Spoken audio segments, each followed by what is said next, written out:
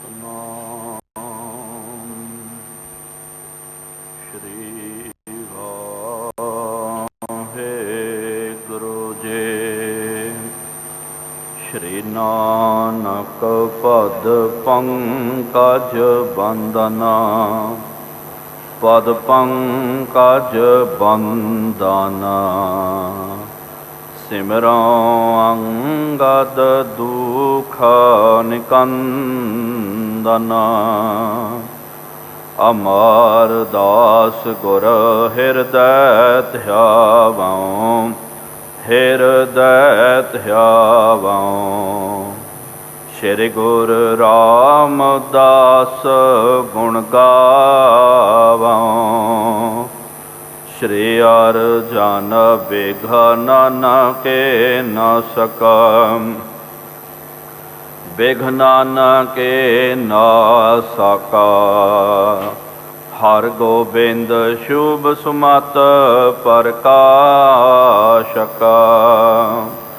ਸ਼੍ਰੀ ਹਰਿ ਰਾਇ ਨਾਮ ਕਰ ਜੋਰੇ, ਨਾਮ ਕਰ ਜੋਰੇ।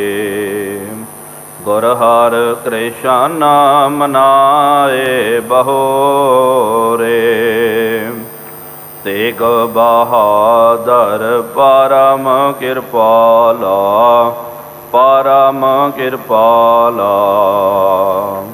ਸ਼੍ਰੀ ਗੁਰੂ ਗੋਬਿੰਦ ਸਿੰਘ ਵਿਸਾਲਾ, ਧਾਰੋਂ ਧਾਰਾ ਪਰ ਪੁਨ ਪੁਨ ਸੀਸਾ, ਪੁਨ ਪੁਨ ਸੀਸਾ।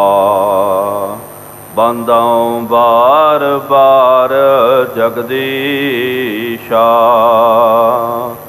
ਜਿਸ ਮਹਿ ਅੰਮ੍ਰਿਤ ਗਿਆਨ ਹੈ, ਮਾਣਿਕ ਭਗਤ ਵੈਰਾਗਾ। ਸ਼੍ਰੀ ਗੁਰੂ ਗ੍ਰੰਥ ਸਾਹਿਬ ਉਦਾਧਾ, ਬੰਦਾਂ ਕਰ ਅਨੁਰਾਗਾ। ਏਕ ਓੰਕਾਰ ਸਤਿਗੁਰੂ, ਤਹਿ ਪ੍ਰਸਾਦ ਸਚ ਹੋਏ। ਵਾਹਿਗੁਰੂ ਜੀ ਕੀ ਫਤਿਹ। ਵਿਘਨ ਵਿਨਾਸਨ ਸੋਏ, ਵਾਹਿਗੁਰੂ ਜੀ ਕੀ ਫਤਿਹ। ਵਿਘਨ ਵਿਨਾਸਨ ਸੋਏ। ਸਤਨਾਮ ਸ਼੍ਰੀ ਵਾਹਿਗੁਰੂ ਸਾਹਿਬ ਜੀਓ। ਚਰਣਾ ਭੁੰਜ ਕੋ ਪਾਇ ਨਿਕੇਤ, ਮੁਝ ਕੋ ਸਭ ਪਰਿਵਾਰ ਸਮੇਤ। ਕਰਹੁ ਕਿਥਾਰਥ ਦੀਨਾਨਾਥ, ਸਿਰ ਪਰ ਧਰੋ ਸ ਕਰੁਣਾ ਹਾਥ। ਚਰਣਾ ਭੁੰਜ ਕੋ ਪਾਇ ਨਿਕੇਤ, ਮੁਝ ਕੋ ਸਭ ਪਰਿਵਾਰ ਸਮੇਤ। ਵਾਹਿਗੁਰੂ ਜੀ ਕਾ ਖਾਲਸਾ, ਵਾਹਿਗੁਰੂ ਜੀ ਕੀ ਫਤਿਹ। ਪਤਿਤ ਪਾਵਨ ਭਗਤ ਵਤਸਲ, ਕਰੁਣਾ ਨਿਧਾਨ ਜੁਗਹੁ ਜੁਗ ਅਟਲ। ਚਵਰ ਛਤਰ ਤਖਤ ਦੇ ਮਾਲਿਕ, ਹਾਲਤ ਪਲਟ ਕੇ ਰੱਖਿਅਕ। ਵਾਲੀਏ ਦੋ ਜਹਾਨ, ਸ਼ਬਦਾ ਅਵਤਾਰ ਸ਼ਬਦ ਗੁਰੂ। ਧੰਨ ਧੰਨ ਸਾਹਿਬ ਸ਼੍ਰੀ ਗੁਰੂ ਗ੍ਰੰਥ ਸਾਹਿਬ ਜੀਓ ਮਹਾਰਾਜ, ਜਿਨ੍ਹਾਂ ਸਤਿਗੁਰੂ ਸੱਚੇ ਪਾਤਸ਼ਾਹ ਜੀ ਮਹਾਰਾਜ ਜੀਆਂ ਦੀ ਪਾਵਨ ਪਵਿੱਤਰ ਹਜ਼ੂਰੀ ਅੰਦਰ, ਸਾਹਿਬਾਂ ਦੇ ਪਾਵਨ ਅਸਥਾਨ ਤਖਤ ਸੱਚਖੰਡ ਸ਼੍ਰੀ ਹਜ਼ੂਰ ਸ਼੍ਰੀ ਅਬਚਲ ਨਗਰ ਸਾਹਿਬ ਜੀ ਵਿਖੇ ਜੁੜ ਬੈਠੀ ਗੁਰੂ ਪਿਆਰੀ ਗੁਰੂ ਸਵਾਰੀ ਸਾਧ ਸੰਗਤ ਜੀਓ। ਤਖਤ ਸਾਹਿਬ ਜੀ ਦੀ ਨਿਤ ਮਰਿਆਦਾ ਨਿਤਨੇਮ ਅਨੁਸਾਰ ਸੰਧਿਆ ਦੇ ਦੀਵਾਨ ਸਜ ਰਹੇ ਹਨ। ਸਜੇ ਹੋਏ ਪਾਵਨ ਦੀਵਾਨਾਂ ਦੇ ਵਿੱਚ ਗੁਰ ਇਤਿਹਾਸ ਦੀਆਂ ਕਥਾ ਵਿਚਾਰਾਂ ਸਰਵਣ ਕਰਨ ਦੇ ਲਈ ਆਪ ਸੰਗਤਾਂ ਹਾਜ਼ਰੀਆਂ ਭਰ ਰਹੇ ਹੋ। ਵਡ ਭਾਗੇ ਹੋ ਆਪ, ਜਿਨ੍ਹਾਂ ਨੂੰ ਸਤਿਗੁਰੂ ਸੱਚੇ ਪਾਤਸ਼ਾਹ ਜੀ ਮਹਾਰਾਜ ਜੀ ਆਂਦੀ ਪਾਵਨ ਸਤ ਸੰਗਤ ਕਰਨ ਦਾ ਸੁਭਾਗ ਅਵਸਰ ਪ੍ਰਾਪਤ ਹੋ ਰਿਹਾ ਹੈ। ਆਪ ਜੀਆਂ ਨੇ ਪਿਛਲੇ ਦੀਵਾਨਾਂ ਦੇ ਵਿੱਚ ਜੋ ਗੁਰੂ ਸਾਹਿਬ ਜੀ ਦਾ ਪਾਵਨ ਇਤਿਹਾਸ ਸਰਵਣ ਕਰਨਾ ਕੀਤਾ ਸੀ, ਸਤਿਗੁਰੂ ਸੱਚੇ ਪਾਤਸ਼ਾਹ ਧੰਨ ਸਾਹਿਬ ਸ੍ਰੀ ਗੁਰੂ ਹਰਿਕ੍ਰਿਸ਼ਨ ਸਾਹਿਬ ਜੀ ਮਹਾਰਾਜ ਦਿੱਲੀ ਦੀ ਪਾਵਨ ਨਗਰੀ ਦੇ ਵਿੱਚ ਰਾਜਾ ਜੈ ਸਿੰਘ ਦੇ ਬੰਗਲੇ ਦੇ ਵਿੱਚ ਪਾਤਸ਼ਾਹ ਜੀ ਮਹਾਰਾਜ ਵਿਰਾਜਮਾਨ ਹਨ। ਦੂਜੇ ਪਾਸੇ ਰਾਜੇ ਜੈ ਸਿੰਘ ਦੇ ਮਨ ਵਿੱਚ ਆਇਆ, ਔਰੰਗੇ ਨੇ ਵੀ ਉਹਨੂੰ ਪੁੱਛਿਆ ਸੀ ਕਿ ਭਾਈ ਉਹ ਤਾਂ ਬਾਲ ਅਵਸਥਾ ਦੇ ਵਿੱਚ ਹਨ, ਕਈ ਲੋਕ ਆ ਕਰਕੇ ਉਹਨਾਂ ਦਾ ਜਸ ਵੀ ਕਰ ਰਹੇ, ਕਈਆਂ ਨੇ ਅਬਜਸ ਵੀ ਕੀਤਾ, ਮੈਂ ਤਾਂ ਉਹਨਾਂ ਦੀ ਕੋਈ ਸ਼ਕਤੀ ਕੋਈ ਕਰਾਮਾਤ ਨੂੰ ਨਹੀਂ ਵੇਖਣਾ ਕੀਤਾ, ਤੂੰ ਦੱਸ ਭਾਈ ਤੂਨੇ ਕੋਈ ਉਹਨਾਂ ਦੀ ਕਰਾਮਾਤ ਵੇਖੀ ਕਿ ਨਹੀਂ ਵੇਖੀ ਹੈ, ਤੇ ਕਰਾਮਾਤ ਵੇਖੀ ਤਾਂ ਤੂਨੇ ਕਿਹੜੀ ਕਰਾਮਾਤ ਵੇਖਣੀ ਕੀਤੀ, ਮੈਨੂੰ ਦੱਸਣਾ ਕਰ। ਤੇ ਜੈ ਸਿੰਘ ਨੇ ਕਿਹਾ ਜੀ ਮੈਂ ਤਾਂ ਕੋਈ ਕਰਾਮਾਤ ਨੂੰ ਨਹੀਂ ਵੇਖਣਾ ਕੀਤਾ। ਤੇ ਕਹਿਣ ਲੱਗਾ ਕੋਈ ਗੱਲ ਨਹੀਂ ਹੈ, ਕੋਈ ਕਰਾਮਾਤ ਕੋਈ ਸ਼ਕਤੀ ਵੇਖ ਜਿਹਦੇ ਨਾਲ ਤੈਨੂੰ ਪ੍ਰੈਕਟੀਕਲੀ ਗੱਲ ਦਾ ਪਤਾ ਲੱਗ ਜਾਵੇਗਾ ਕਿ ਹਾਂ ਇਹਨਾਂ ਦੇ ਅੰਦਰ ਕੀ ਸ਼ਕਤੀ ਹੈ, ਕੀ ਗੁਣ ਹਨ ਕਰਕੇ। ਇੰਜ ਜਦੋਂ ਕਿਹਾ ਤੇ ਫਿਰ ਜੈ ਸਿੰਘ ਨੇ ਘਰ ਦੇ ਵਿੱਚ ਆ ਕਰਕੇ ਆਪਣੇ ਘਰ ਵਾਲੀ ਨੂੰ ਪਟਰਾਣੀ ਨੂੰ ਕਿਹਾ, ਤੇ ਪਟਰਾਣੀ ਨੇ ਕਿਹਾ ਕੋਈ ਗੱਲ ਨਹੀਂ ਹੈ, ਆਪਾਂ ਇੱਕ ਕੰਮ ਕਰੀਏ, ਸੁਣਿਆ ਮਹਾਰਾਜ ਜੀ ਅੰਤਰਜਾਮੀ ਹਨ, ਤੇ ਆਪਾਂ ਘਰ ਦੇ ਵਿੱਚ ਪੂਰੀ ਤਿਆਰੀ ਕਰਕੇ ਆਪਾਂ ਰੱਖੀਏ, ਤੇ ਨਾਲ ਮੈਂ ਸਾਦੇ ਸੀਦੇ ਗੋਲੀਆਂ ਦਾ ਲਿਬਾਸ ਮੈਨੇ ਧਾਰਨ ਕਰਨਾ, ਤੇ ਨਾਲ ਦੂਜੀਆਂ ਰਾਣੀਆਂ ਜਿਹੜੀਆਂ ਹਨ ਦਾ ਦੂਜੀਆਂ ਜਿਹੜੀਆਂ ਗੋਲੀਆਂ ਆਦਿਕ ਉਹਨਾਂ ਨੂੰ ਵਧੀਆ ਆਪਾਂ ਨੇ ਵਸਤਰ ਪਾਉਣੇ ਹਨ, ਪਾ ਕਰਕੇ ਆਪਾਂ ਬੈਠ ਜਾਵਾਂਗੇ। ਤੇ ਮੈਂ ਮਨ ਵਿੱਚ ਸੰਕਲਪ ਲਵਾਂਗੀ ਕਿ ਮਹਾਰਾਜ ਜੇ ਤੁਸੀਂ ਅੰਤਰਜਾਮੀ ਹੋ ਤੇ ਖੁਦ ਬਾ ਖੁਦ ਆ ਕਰਕੇ ਮੇਰੀ ਪਰਖ ਕਰਕੇ ਮੇਰੀ ਗੋਦ ਦੇ ਵਿੱਚ ਬੈਠਣਾ ਕਰੋ, ਤਾਂ ਮੈਨੂੰ ਪਤਾ ਲੱਗੇਗਾ ਕਿ ਆਪ ਸੱਚਮੁੱਚ ਅੰਤਰਜਾਮੀ ਹੋ।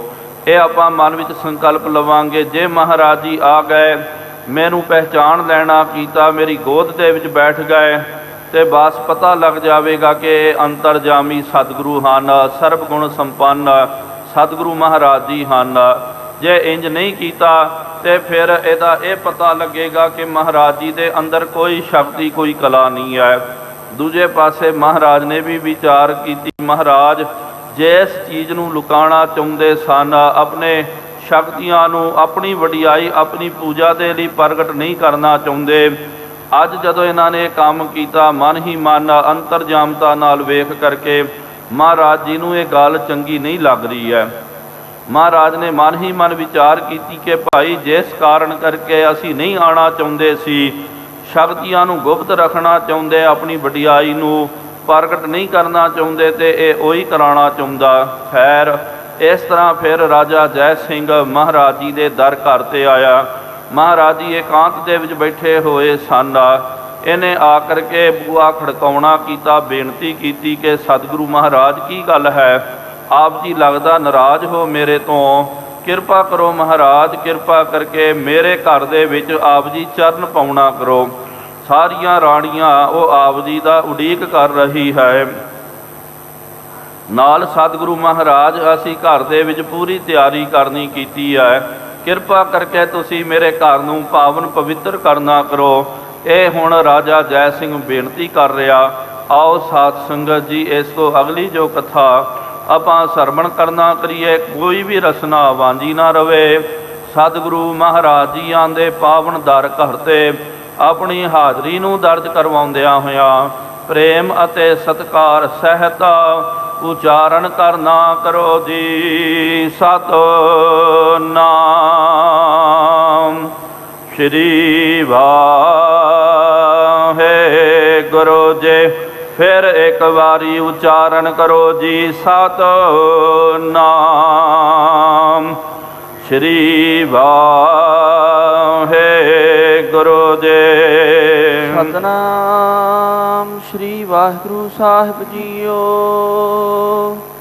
ਚਰਨਾ ਬੁੰਝ ਕੋ ਪਾਏ ਨਿਕੇਤ। ਇਸ ਤਰ੍ਹਾਂ ਸਾਧ ਸੰਗਤ ਜੀ ਰਾਜਾ ਜੈ ਸਿੰਘ ਆਇਆ, ਇਹ ਬੇਨਤੀ ਕਰ ਰਿਹਾ ਮਹਾਰਾਜ ਨੂੰ, ਕਹਿੰਦਾ ਮਹਾਰਾਜ ਚਰਨਾਂਬੁਜ, ਅੰਬੁਜ ਕਹਿੰਦੇ ਹਨ ਕਮਲ ਫੁੱਲ ਨੂੰ।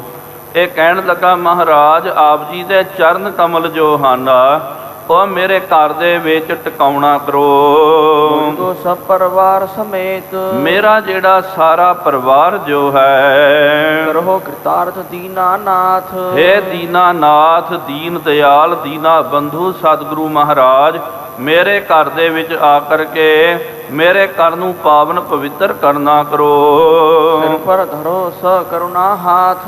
ਮੇਰੇ ਸਿਰ ਦੇ ਉੱਤੇ ਕਰੁਣਾ ਭਰਿਆ ਮੇਰਾ ਭਰਿਆ ਹੱਥ ਆਪ ਜੀ ਧਰਨਾ ਕਰੋ ਜੀ। ਆਪਣੋ ਜਾਨ ਸੰਭਾਰਨ ਕਰੀਏ ਹੈ। ਮੈਨੂੰ ਆਪ ਜੀ ਆਪਣਾ ਜਾਣਨਾ ਕਰੋ, ਆਪਣਾ ਜਾਨ ਮੁਝੇ ਪ੍ਰਤਪਰੀਐ। ਮਹਾਰਾਜ ਨੇ ਕਿਹਾ ਨਾ, ਇਸ ਤਰ੍ਹਾਂ ਹੀ ਬੇਨਤੀ ਕਰਨ ਲੱਗਾ ਮਹਾਰਾਜ ਆਪਣਾ ਜਾਣ ਕਰਕੇ ਤੇ ਮੇਰੀ ਪ੍ਰਤਪਾਲਨਾ ਕਰਨਾ ਕਰੋ, ਮੈਨੂੰ ਸਾਂਭਣਾ ਕਰੋ। ਵਿਘਨ ਅਨੇਕਨ ਕੋ ਪਰ ਹਰੀਏ ਹੈ। ਜੋ ਤਰ੍ਹਾਂ ਤਰ੍ਹਾਂ ਦੇ ਵਿਘਨ ਜਿਹੜੇ ਹਨ ਨਾ, ਕਿਰਪਾ ਕਰੋ ਮਹਾਰਾਜ ਉਹਨਾਂ ਵਿਘਨਾਂ ਦਾ ਆਪ ਜੀ ਨਾਸ਼ ਕਰਨਾ ਕਰੋ।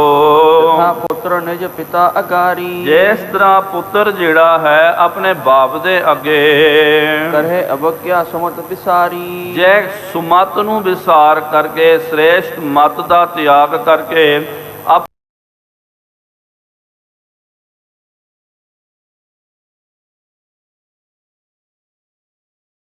ਬੱਚਾ ਕੋਈ ਅਵਗਿਆ ਕਰ ਜਾਂਦਾ, ਕੋਈ ਗਲਤੀ ਕਰ ਜਾਂਦਾ, ਪਿਤਾ ਸੋ ਪ੍ਰਸੰਤਾ ਠਾਨ। ਫਿਰ ਵੀ ਬਾਪ ਜਿਹੜਾ ਹੈ ਉਹ ਬੱਚੇ ਦਾ ਬਾਈਕਾਟ ਨਹੀਂ ਕਰ ਦਿੰਦਾ। ਇਹ ਨਹੀਂ ਕਹਿ ਦਿੰਦਾ ਕਿ ਚੱਲ ਪਈ ਨਿਕਲ ਜਾ, ਦਫਾ ਹੋ ਜਾ। ਉਹ ਫਿਰ ਵੀ ਕਹਿੰਦਾ ਕਿ ਚੱਲ ਕੋਈ ਗੱਲ ਨਹੀਂ ਹੈ ਤਾਂ ਆਪਣਾ ਹੀ ਹੈ। ਸਤਿਗੁਰੂ ਮਹਾਰਾਜ ਜੀ ਨੇ ਇਹ ਬਚਨ, ਇਹ ਪ੍ਰਮਾਣ ਗੁਰਬਾਣੀ ਦੇ ਵਿੱਚ ਵੀ ਦਿੱਤਾ। ਪਾਤਸ਼ਾਹ ਜੀ ਨੇ ਕਿਹਾ ਜੈਸਾ ਬਾਲਕ ਭਾਏ ਸੁਭਾਈ। ਭਾਏ ਸੁਭਾਈ ਦਾ ਮਤਲਬ ਕਿ ਭੋਲੇ ਭਾਵ ਦੇ ਵਿੱਚ ਆ ਕਰਕੇ ਜਿਹੜੇ ਨਿਆਣੇ ਬਾਲਕ ਹੁੰਦੇ ਹਨ, ਨਾ ਸਮਝ ਬੱਚੇ ਹੁੰਦੇ ਹਨ, ਲੱਖ ਅਪਰਾਧ ਕਮਾਵੇ। ਉਹ ਕਈ ਵਾਰੀ ਨਾ ਕਈ ਅਪਰਾਧ ਕਰ ਜਾਂਦੇ ਹਨ। ਕਰ ਉਪਦੇਸ਼ ਝਿੜਕੇ ਬਹੁ ਭਾਂਤੀ ਬਹੁਰ ਪਿਤਾ ਗਲ ਲਾਵੇ। ਪਿਛਲੇ ਔਗੁਣ ਬਖਸ਼ ਲਾਏ ਪ੍ਰਭ ਆਗੇ ਮਾਰਗ ਪਾਵੇ। ਕਿ ਫਿਰ ਸਿਆਣਾ ਬਾਪ ਕੀ ਕਰਦਾ, ਉਹ ਭਾਏ ਸੁਭਾਏ ਦੇ ਵਿੱਚ ਬੱਚੇ ਨੇ ਕੋਈ ਗਲਤੀ ਕਰ ਦਿੱਤੀ ਤੇ ਉਹਨੂੰ ਝਿੜਕਾਂ ਪਾਉਂਦਾ, ਉਹਨੂੰ ਗੁੱਸਾ ਕਰਦਾ, ਸਖਤੀ ਦੇ ਨਾਲ ਪੇਸ਼ ਆਉਂਦਾ। ਤੇ ਕਰ ਉਪਦੇਸ਼ ਝਿੜਕੇ ਬਹੁ ਭਾਂਤੀ ਬਾਹਰ ਪਿਤਾ ਗਲ ਲਾਵੇ। ਫਿਰ ਵੀ ਉਹਦਾ ਬਾਪ ਦਾ ਹਿਰਦਾ ਹੁੰਦਾ, ਉਹ ਆਪਣੇ ਬੱਚੇ ਦਾ ਸਦਾ ਲਈ ਤਿਰਸਕਾਰ ਨਹੀਂ ਕਰ ਦਿੰਦਾ। ਇਹ ਨਹੀਂ ਕਹਿੰਦਾ ਚੱਲ ਤੂੰ ਮਰ ਗਿਆ, ਨਿਕਲ ਜਾ, ਦਫਾ ਹੋ ਜਾ। ਉਹ ਉਹਦੇ ਸਾਰੇ ਔਗੁਣਾਂ ਨੂੰ ਮਾਫ ਕਰ ਲੈਂਦਾ ਤੇ ਅੱਗੇ ਲਈ ਉਹਨੂੰ ਸੁਮਤ ਦਿੰਦਾ। ਇਸ ਤਰ੍ਹਾਂ ਹੀ ਸਤਿਗੁਰੂ ਮਹਾਰਾਜ ਜੀ ਦੇ ਅੱਗੇ ਬੇਨਤੀ ਕਰਨੀ ਚਾਹੀਦੀ ਹੈ ਕਿ ਕਰ ਉਪਦੇਸ਼ ਦਿਰਕੇ ਝਿੜਕੇ ਬਹੁ ਭਾਂਤੀ ਬਹੁਰ ਪਿਤਾ ਗਲ ਲਾਵੇ। ਪਿਛਲੇ ਔਗੁਣ ਬਖਸ਼ ਲਏ ਪ੍ਰਭ ਆਗੇ ਮਾਰਗ ਪਾਵੇ। ਇਸ ਤਰ੍ਹਾਂ ਹੀ ਸਤਿਗੁਰੂ ਮਹਾਰਾਜ ਆਪ ਜੀ ਪਿਤਾ ਹੋ ਜਾਨੋ ਨਾਹੀ ਤੇਰੀ ਕਵਨ ਜੁਗਤਾ। ਬੰਧਨ ਮੁਕਤ ਸੰਤਾ ਹੋ ਮੇਰੀ ਰਾਖੈ ਮਮਤਾ।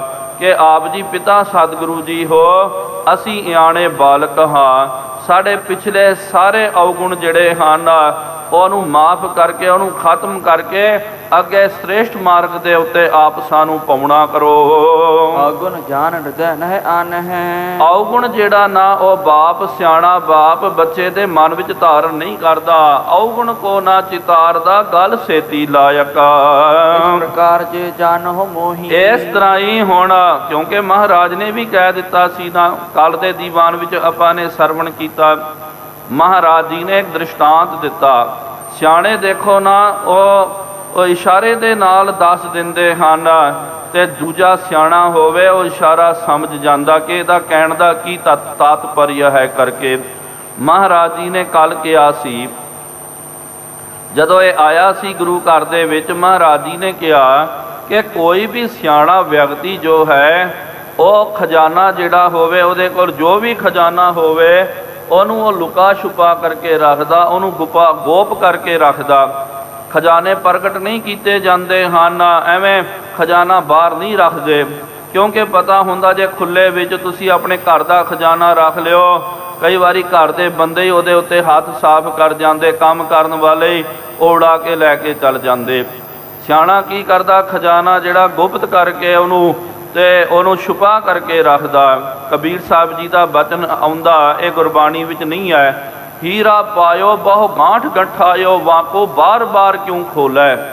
ਕਬੀਰ ਸਾਹਿਬ ਜੀ ਨੇ ਕਿਹਾ ਕਿ ਜਿਹਨੂੰ ਹੀਰਾ ਪ੍ਰਾਪਤ ਹੋ ਗਿਆ ਨਾ, ਉਹ ਫਿਰ ਕਿਸੇ ਕੱਪੜੇ ਦੇ ਵਿੱਚ, ਤਿਜੋਰੀ ਦੇ ਵਿੱਚ ਉਹਨੂੰ ਬੰਦ ਕਰਕੇ ਰੱਖ ਦਿੰਦਾ, ਬਾਰ-ਬਾਰ ਖੋਲ ਕੇ ਉਹਦਾ ਪ੍ਰਦਰਸ਼ਨ ਨਹੀਂ ਕਰਦਾ, ਲੋਕਾਂ ਨੂੰ ਦਿਖਾਉਂਦਾ ਹੀ ਨਹੀਂ ਫਿਰਦਾ ਕਿ ਦੇਖੋ ਜੀ ਮੇਰੇ ਕੋਲ ਹੀਰਾ ਹੈ, ਆਹ ਜਵਾਹਰਾਤ ਹੈ। ਇਸ ਤਰ੍ਹਾਂ ਹੀ ਮਹਾਰਾਜ ਜੀ ਨੇ ਕਿਹਾ। ਤੇ ਦੂਜੀ ਗੱਲ ਕਿ ਬੰਦਾ ਆਪਣਾ ਖਜ਼ਾਨਾ ਗੁਪਤ ਕਰਕੇ ਰੱਖਦਾ, ਤੇ ਜਿਹੜਾ ਵਿਅਕਤੀ ਨਾ ਦੂਜਿਆਂ ਦੀ ਖਜ਼ਾਨੇ ਦੀ ਭਾਲ ਰੱਖਦਾ, ਵੇਖਦਾ ਕਿ ਜੀ ਇਹਦੇ ਕੋਲ ਕੀ ਖਜ਼ਾਨਾ ਹੈ, ਇਹਦੇ ਕੋਲ ਕਿੰਨੀ ਮਾਇਆ ਕੀ ਹੈ, ਮੈਂ ਵੇਖਾਂ, ਤੇ ਅਗਲੇ ਨੂੰ ਪਤਾ ਚੱਲ ਗਿਆ ਇਹ ਅਸਭਿਅਤਾ ਵਾਲੀ ਗੱਲ ਹੁੰਦੀ ਹੈ, ਉਹਨੂੰ ਚੰਗਾ ਨਹੀਂ ਲੱਗਦਾ ਕਿ ਭਾਈ ਇਹ ਗੱਲ ਠੀਕ ਨਹੀਂ ਹੈ। ਸਿਆਣੇ ਕਹਿੰਦੇ ਨਾ, ਜਿਹੜੇ ਸਿਆਣੇ ਬੱਚੇ ਹੁੰਦੇ ਉਹ ਆਪਣੇ ਮਾਂ-ਬਾਪ ਨੂੰ ਵੀ ਨਹੀਂ ਪੁੱਛਦੇ ਕਿ ਭਾਈ ਤੁਸੀਂ ਕਿੱਥੇ ਕੀ ਰੱਖਿਆ ਕਰਕੇ, ਕਿਉਂਕਿ ਜੇ ਬੱਚੇ ਨੇ ਬਾਰ-ਬਾਰ ਜੇ ਬਾਪ ਨੂੰ ਪੁੱਛਿਆ ਕਿ ਬਾਪੂ ਦੱਸ ਕਿੱਥੇ ਖਜ਼ਾਨਾ ਰੱਖਿਆ, ਕਿੱਥੇ ਪੈਸਾ ਰੱਖਿਆ, ਕਹਿਣ ਵਾਲਾ ਵੀ ਬੰਦਾ ਫਿਰ ਦੱਸਦਾ ਨਹੀਂ, ਉਹਦੇ ਮਨ ਵਿੱਚ ਸ਼ੱਕ ਆ ਜਾਂਦਾ, ਉਹਨੂੰ ਲੱਗਦਾ ਪਤਾ ਨਹੀਂ ਬਾਰ-ਬਾਰ ਪੁੱਛ ਰਿਹਾ, ਪਤਾ ਚੱਲ ਗਿਆ ਤੇ ਇਹਨੇ ਕੀ ਕਰ ਜਾਣਾ, ਉਹ ਦੱਸਦੇ ਨਹੀਂ ਹਨ। ਆਪਣੀ ਮੌਜ ਹੁੰਦੀ ਹੈ, ਕੋਈ ਖੁਸ਼ੀ ਦੇ ਨਾਲ ਕੋਈ ਦਿਖਾਣਾ ਚਾਹਵੇ ਵੇਖ ਲੈਣਾ ਚਾਹੀਦਾ, ਜ਼ਬਰਦਸਤੀ ਨਹੀਂ ਕਰਨੀ ਚਾਹੀਦੀ ਹੈ।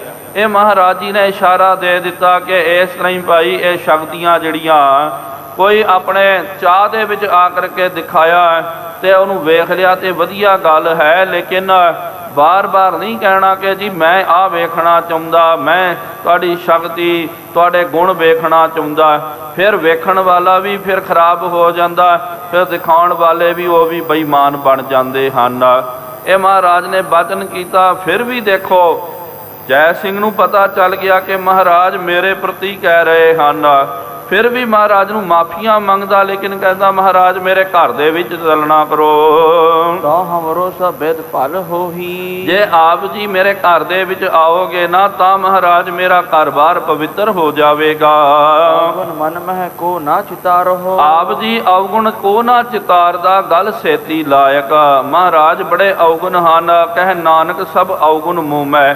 ਬਹੁਤ ਅਵਗੁਣ ਹਨ, ਲੇਕਿਨ ਅਵਗੁਣਾਂ ਨੂੰ ਨਾ ਚਿਤਾਰਨਾ ਕਰੋ।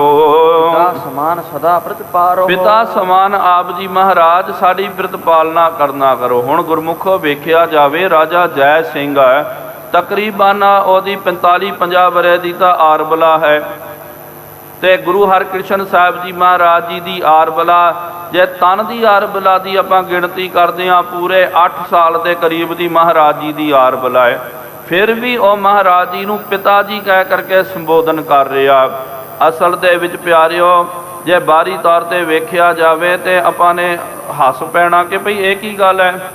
ਕੋਈ ਸਿਆਣੇ ਨੂੰ ਤੁਸੀਂ ਬਾਪੂ ਬੋਲੋ, ਪਿਤਾ ਜੀ ਬੋਲੋ, ਗੱਲ ਵੱਖਰੀ ਹੈ। ਇੱਕ ਬੱਚੇ ਨੂੰ ਉਮਰ ਕਰਕੇ ਛੋਟਾ, ਉਹਨੂੰ ਤੁਸੀਂ ਬਾਪੂ ਬੋਲੋ, ਬਾਬਾ ਬੋਲੋ, ਚੰਗੀ ਗੱਲ ਨਹੀਂ ਲੱਗਦੀ ਹੈ। ਲੇਕਿਨ ਇੱਥੇ ਸਾਧ ਸੰਗਤ ਜੀ ਉਮਰ ਦਾ ਤਕਾਜ਼ਾ ਨਹੀਂ ਹੈ। ਯਾਦ ਰੱਖੋ, ਇਹ ਉਮਰ ਦੀ ਗੱਲ ਨਹੀਂ ਚੱਲ ਰਹੀ ਹੈ। ਤੇ ਖਾਲਸਾ ਜਿਹੜਾ ਨਾ, ਗੁਰੂ ਕਾ ਸਿੱਖ, ਇਹ ਉਮਰ ਦੀ ਕਦੇ ਪੂਜਾ ਨਹੀਂ ਕਰਦਾ। ਉਮਰ ਕਰਕੇ ਕੋਈ ਵੱਡਾ ਹੋਵੇ, ਕੋਈ ਬਜ਼ੁਰਗ ਹੋਵੇ, ਜਾਂ ਜਵਾਨ ਹੋਵੇ, ਬੱਚਾ ਹੋਵੇ, ਇਹ ਉਮਰ ਦੀ ਗੱਲ ਨਹੀਂ ਹੈ, ਗੁਣਾਂ ਦੀ ਗੱਲ ਹੈ। ਜੋਤ ਗੁਰੂ ਨਾਨਕ ਦੀ ਗੱਲ, ਜੋਤ ਗੁਰੂ ਨਾਨਕ ਦੇਵ ਜੀ ਮਹਾਰਾਜ ਜੀ ਦੀ ਇਹਨਾਂ ਦੇ ਅੰਦਰ ਵਿਦਿਆਮਾਨ ਹੈ। ਇਹ ਸਾਰੀ ਗੱਲ ਜੋਤ ਦੇ ਉੱਤੇ ਟਿਕੀ ਹੋਈ ਹੈ। ਸਰੀਰ ਕਰਕੇ ਤਾਂ ਵੱਡੇ ਨਹੀਂ, ਲੇਕਿਨ ਜੋਤ ਕਰਕੇ ਵੱਡੇ ਹਨ। ਤਾਂ ਕਰਕੇ ਰਾਜਾ ਖੁਦ ਬਾਰ-ਬਾਰ ਕਹਿੰਦਾ ਕਿ ਪਿਤਾ ਜੀ, ਪਿਤਾ ਜੀ, ਪਿਤਾ ਸਤਿਗੁਰੂ ਜੀਓ ਕਰਕੇ। ਤੇ ਹੁਣ ਇਹਨੇ ਜੋ ਬੇਨਤੀ ਕਰਨੀ ਕੀਤੀ, ਅਬ ਰਣਵਾਸ ਹੈ ਪੂਰੋ ਆਸਾ। ਹੁਣ ਕਿਰਪਾ ਕਰੋ ਮਹਾਰਾਜ, ਮੇਰਾ ਰਣਵਾਸ ਜਿਹੜਾ ਹੈ ਨਾ, ਉੱਥੇ ਆਪ ਜੀ ਮੁਬਾਰਕ ਕਦਮ ਪਾਉਣਾ ਕਰੋ। ਮੇਰੀ ਆਸਾ, ਮੇਰੇ ਪਰਿਵਾਰ ਦੀ ਆਸਾ ਪੂਰੀ ਕਰਨਾ ਕਰੋ। ਮੈਂ ਦੇ ਕਰ ਆਇਓ ਪ੍ਰਵਾਸ। ਮੈਂ ਉਹਨਾਂ ਨੂੰ ਬੜਾ ਭਰੋਸਾ ਦੇ ਕਰਕੇ ਆਇਆ ਕਿ ਭਾਈ ਤੁਸੀਂ ਤਿਆਰੀ ਕਰੋ, ਮੈਂ ਮਹਾਰਾਜ ਨੂੰ ਲੈ ਕੇ ਆਵਾਂਗਾ। ਸ੍ਰੀ ਹਰਿ ਕ੍ਰਿਸ਼ਨ ਸੁਨੇ ਬਚ ਦੀਨ। ਇਸ ਤਰ੍ਹਾਂ ਜਦੋਂ ਦੀਨ ਹੋ ਕਰਕੇ ਇਹਨੇ ਜਦੋਂ ਬੇਨਤੀਆਂ ਕੀਤੀਆਂ, ਧੰਨ ਸ਼੍ਰੀ ਗੁਰੂ ਹਰਕ੍ਰਿਸ਼ਨ ਮਹਾਰਾਜ ਜੀ ਨੇ ਜਦੋਂ ਇਹਨਾਂ ਦਾ ਬਚਨ ਸਰਵਣ ਕੀਤਾ, ਮੇਰਿਓ ਜਾਇ ਨਾ ਬਾਕ ਪ੍ਰਵੀਨ। ਮਹਾਰਾਜ ਨੇ ਵੀ ਵਿਚਾਰ ਕੀਤੀ ਕਿ ਭਾਈ ਇਹ ਪਿਆਰਾ ਹੈ ਸਾਡਾ, ਇਹਦਾ ਬਚਨ ਮੋੜ ਨਹੀਂ ਸਕਦੇ। ਜੈਪੁਰ ਨਾਥ ਕੀਨ ਸੁਨ ਬੇਨਤੀ। ਇਸ ਤਰ੍ਹਾਂ ਜੈਪੁਰ ਦਾ ਰਾਜੇ ਨੇ ਜੋ ਬੇਨਤੀ ਕੀਤੀ ਹੈ, ਪ੍ਰਕਾਰ ਤਜੀ ਗੁਰ ਗਿਣਤੀ। ਸਤਿਗੁਰੂ ਮਹਾਰਾਜ ਨੇ ਵੀ ਫਿਰ ਗਿਣਤੀਆਂ ਮਿਣਤੀਆਂ ਦਾ ਤਿਆਗ ਕਰ ਦਿੱਤਾ। ਕੋਈ ਤਿਆਰ ਚਰਨ ਕਹੋ ਸਾਥ। ਸਤਿਗੁਰੂ ਮਹਾਰਾਜ ਇਹਦੇ ਨਾਲ ਜਾਣ ਦੇ ਲਈ ਤਿਆਰ ਪਰ ਤਿਆਰ ਹੋ ਗਏ। ਗਏ। ਹਰਕ ਹੇਰਤ ਨਰਨਾਥ। ਫਿਰ ਵੇਖ ਕਰਕੇ ਰਾਜਾ ਜੈ ਸਿੰਘ ਬਹੁਤ ਜ਼ਿਆਦਾ ਪ੍ਰਸੰਨ ਹੋਇਆ ਫਿਰ ਆਏ ਬੈਠੇ ਗੁਣ ਖਾਨੀ। ਤੇ ਬਾਹਰ ਆ ਕਰਕੇ ਗੁਨਾ ਦੀ ਖਾਨ ਸਤਿਗੁਰੂ ਮਹਾਰਾਜ ਕਮਰੇ ਵਿੱਚ ਸੀ, ਕਮਰੇ ਤੋਂ ਬਾਹਰ ਆ ਗਏ। ਦਾਸਨ ਤੇ ਮੰਗਵਾਇਓ ਪਾਣੀ। ਆਪਣੇ ਸੇਵਾਦਾਰਾਂ ਨੂੰ ਕਿਹਾ ਕਿ ਭਾਈ ਜਲ ਲੈ ਕਰਕੇ ਆਓ, ਅਸੀਂ ਜਲ ਛਕਣਾ। ਕਰ ਅਰ ਚਰਨ ਪਖਾਰਨ ਕਰੇ। ਫਿਰ ਪਾਣੀ ਲਿਆ ਕਰਕੇ ਜਲਪਾਨ ਕੀਤਾ, ਹੱਥ ਪੈਰ ਪਖਾਰਨੇ ਕੀਤੇ। ਬਦਨ ਪਖਾਰਿਓ ਅੰਜੁਲ ਭਰੇ। ਫਿਰ ਅੰਜੁਲੀਆਂ ਭਰ ਕੇ ਮਹਾਰਾਜ ਜੀ ਨੇ ਆਪਣਾ ਮੁਖ ਮਸਤਕ ਜਿਹੜਾ ਉਹਨੂੰ ਧੋਣਾ ਕੀਤਾ, ਬਦਨ ਪਖਾਰਨਾ ਕੀਤਾ। ਰੁਮਾਲ ਪਹੁੰਚ ਬੋ ਕੀਨ। ਫਿਰ ਰੁਮਾਲ ਲੈ ਕਰਕੇ ਮਹਾਰਾਜ ਜੀ ਨੇ ਆਪਣੇ ਤਨ ਨੂੰ ਪੂੰਝਣਾ ਕੀਤਾ ਹੈ। ਸਿਰ ਚੀਰਾ ਬੰਧਿਓ ਦੁੱਧ ਪੀਨ। ਸਿਰ ਚੀਰਾ ਬੰਧਿਓ ਦੁੱਧ ਪੀਨ। ਫਿਰ ਸਿਰ ਦੇ ਉੱਤੇ ਸਤਿਗੁਰੂ ਮਹਾਰਾਜ ਜੀ ਨੇ ਨਿੱਕੀ ਛੋਟੀ ਦਸਤਾਰ ਜਿਹੜੀ ਹੈ, ਛੋਟਾ ਚੀਰਾ ਜਿਹੜਾ ਉਹਨੂੰ ਧਾਰਨ ਕਰਨਾ ਕੀਤਾ, ਭਾਵ ਕੇ ਦਸਤਾਰ ਸਜਾਈ ਹੈ। ਉੱਪਰ ਸੁੰਦਰ ਜਿਗਾ ਸੁਧਾਰੀ। ਉਹਦੇ ਉੱਤੇ ਫਿਰ ਜਿਗਾ ਜਿਹੜੀ ਹੈ ਉਹਨੂੰ ਧਾਰਨ ਕਰਨਾ ਕੀਤਾ। ਮੈਂ ਹੀਰਨ ਮਲ ਪਾਰੀ। ਉਹ ਜਿਗਾ ਜਿਹੜੀ ਹੈ ਸੋਨੇ ਦੀ ਜਿਗਾ, ਉਹਦੇ ਵਿੱਚ ਹੀਰੇ ਮੋਤੀ ਆਦਿਕ ਜੜਤ ਹਨ। ਸ੍ਰੀ ਗੁਰੂ ਕੇ ਸਿਰ ਪਰ ਸ਼ੁਭ ਸਾਚੇ। ਇਸ ਤਰ੍ਹਾਂ ਜਿਗਾ ਮਹਾਰਾਜ ਜੀ ਦੇ ਸਿਰ ਮਸਤਕ ਦੇ ਉੱਤੇ ਬਹੁਤ ਜ਼ਿਆਦੀ ਸ਼ੁਭਾਇਮਾਨ ਹੋ ਰਹੀ ਹੈ। ਪਰ ਸਰੂਪ ਤੇ ਰਤਨ ਬਿਰਾਜੇ। ਬਹੁਤ ਜੋ ਉਹਦੇ ਵਿੱਚ ਤਰ੍ਹਾਂ ਤਰ੍ਹਾਂ ਦੇ ਰਤਨ ਗਹਿਣੇ ਆਦਿਕ ਜੋ ਗੜ ਚ ਖਚਿਤ ਹਨ।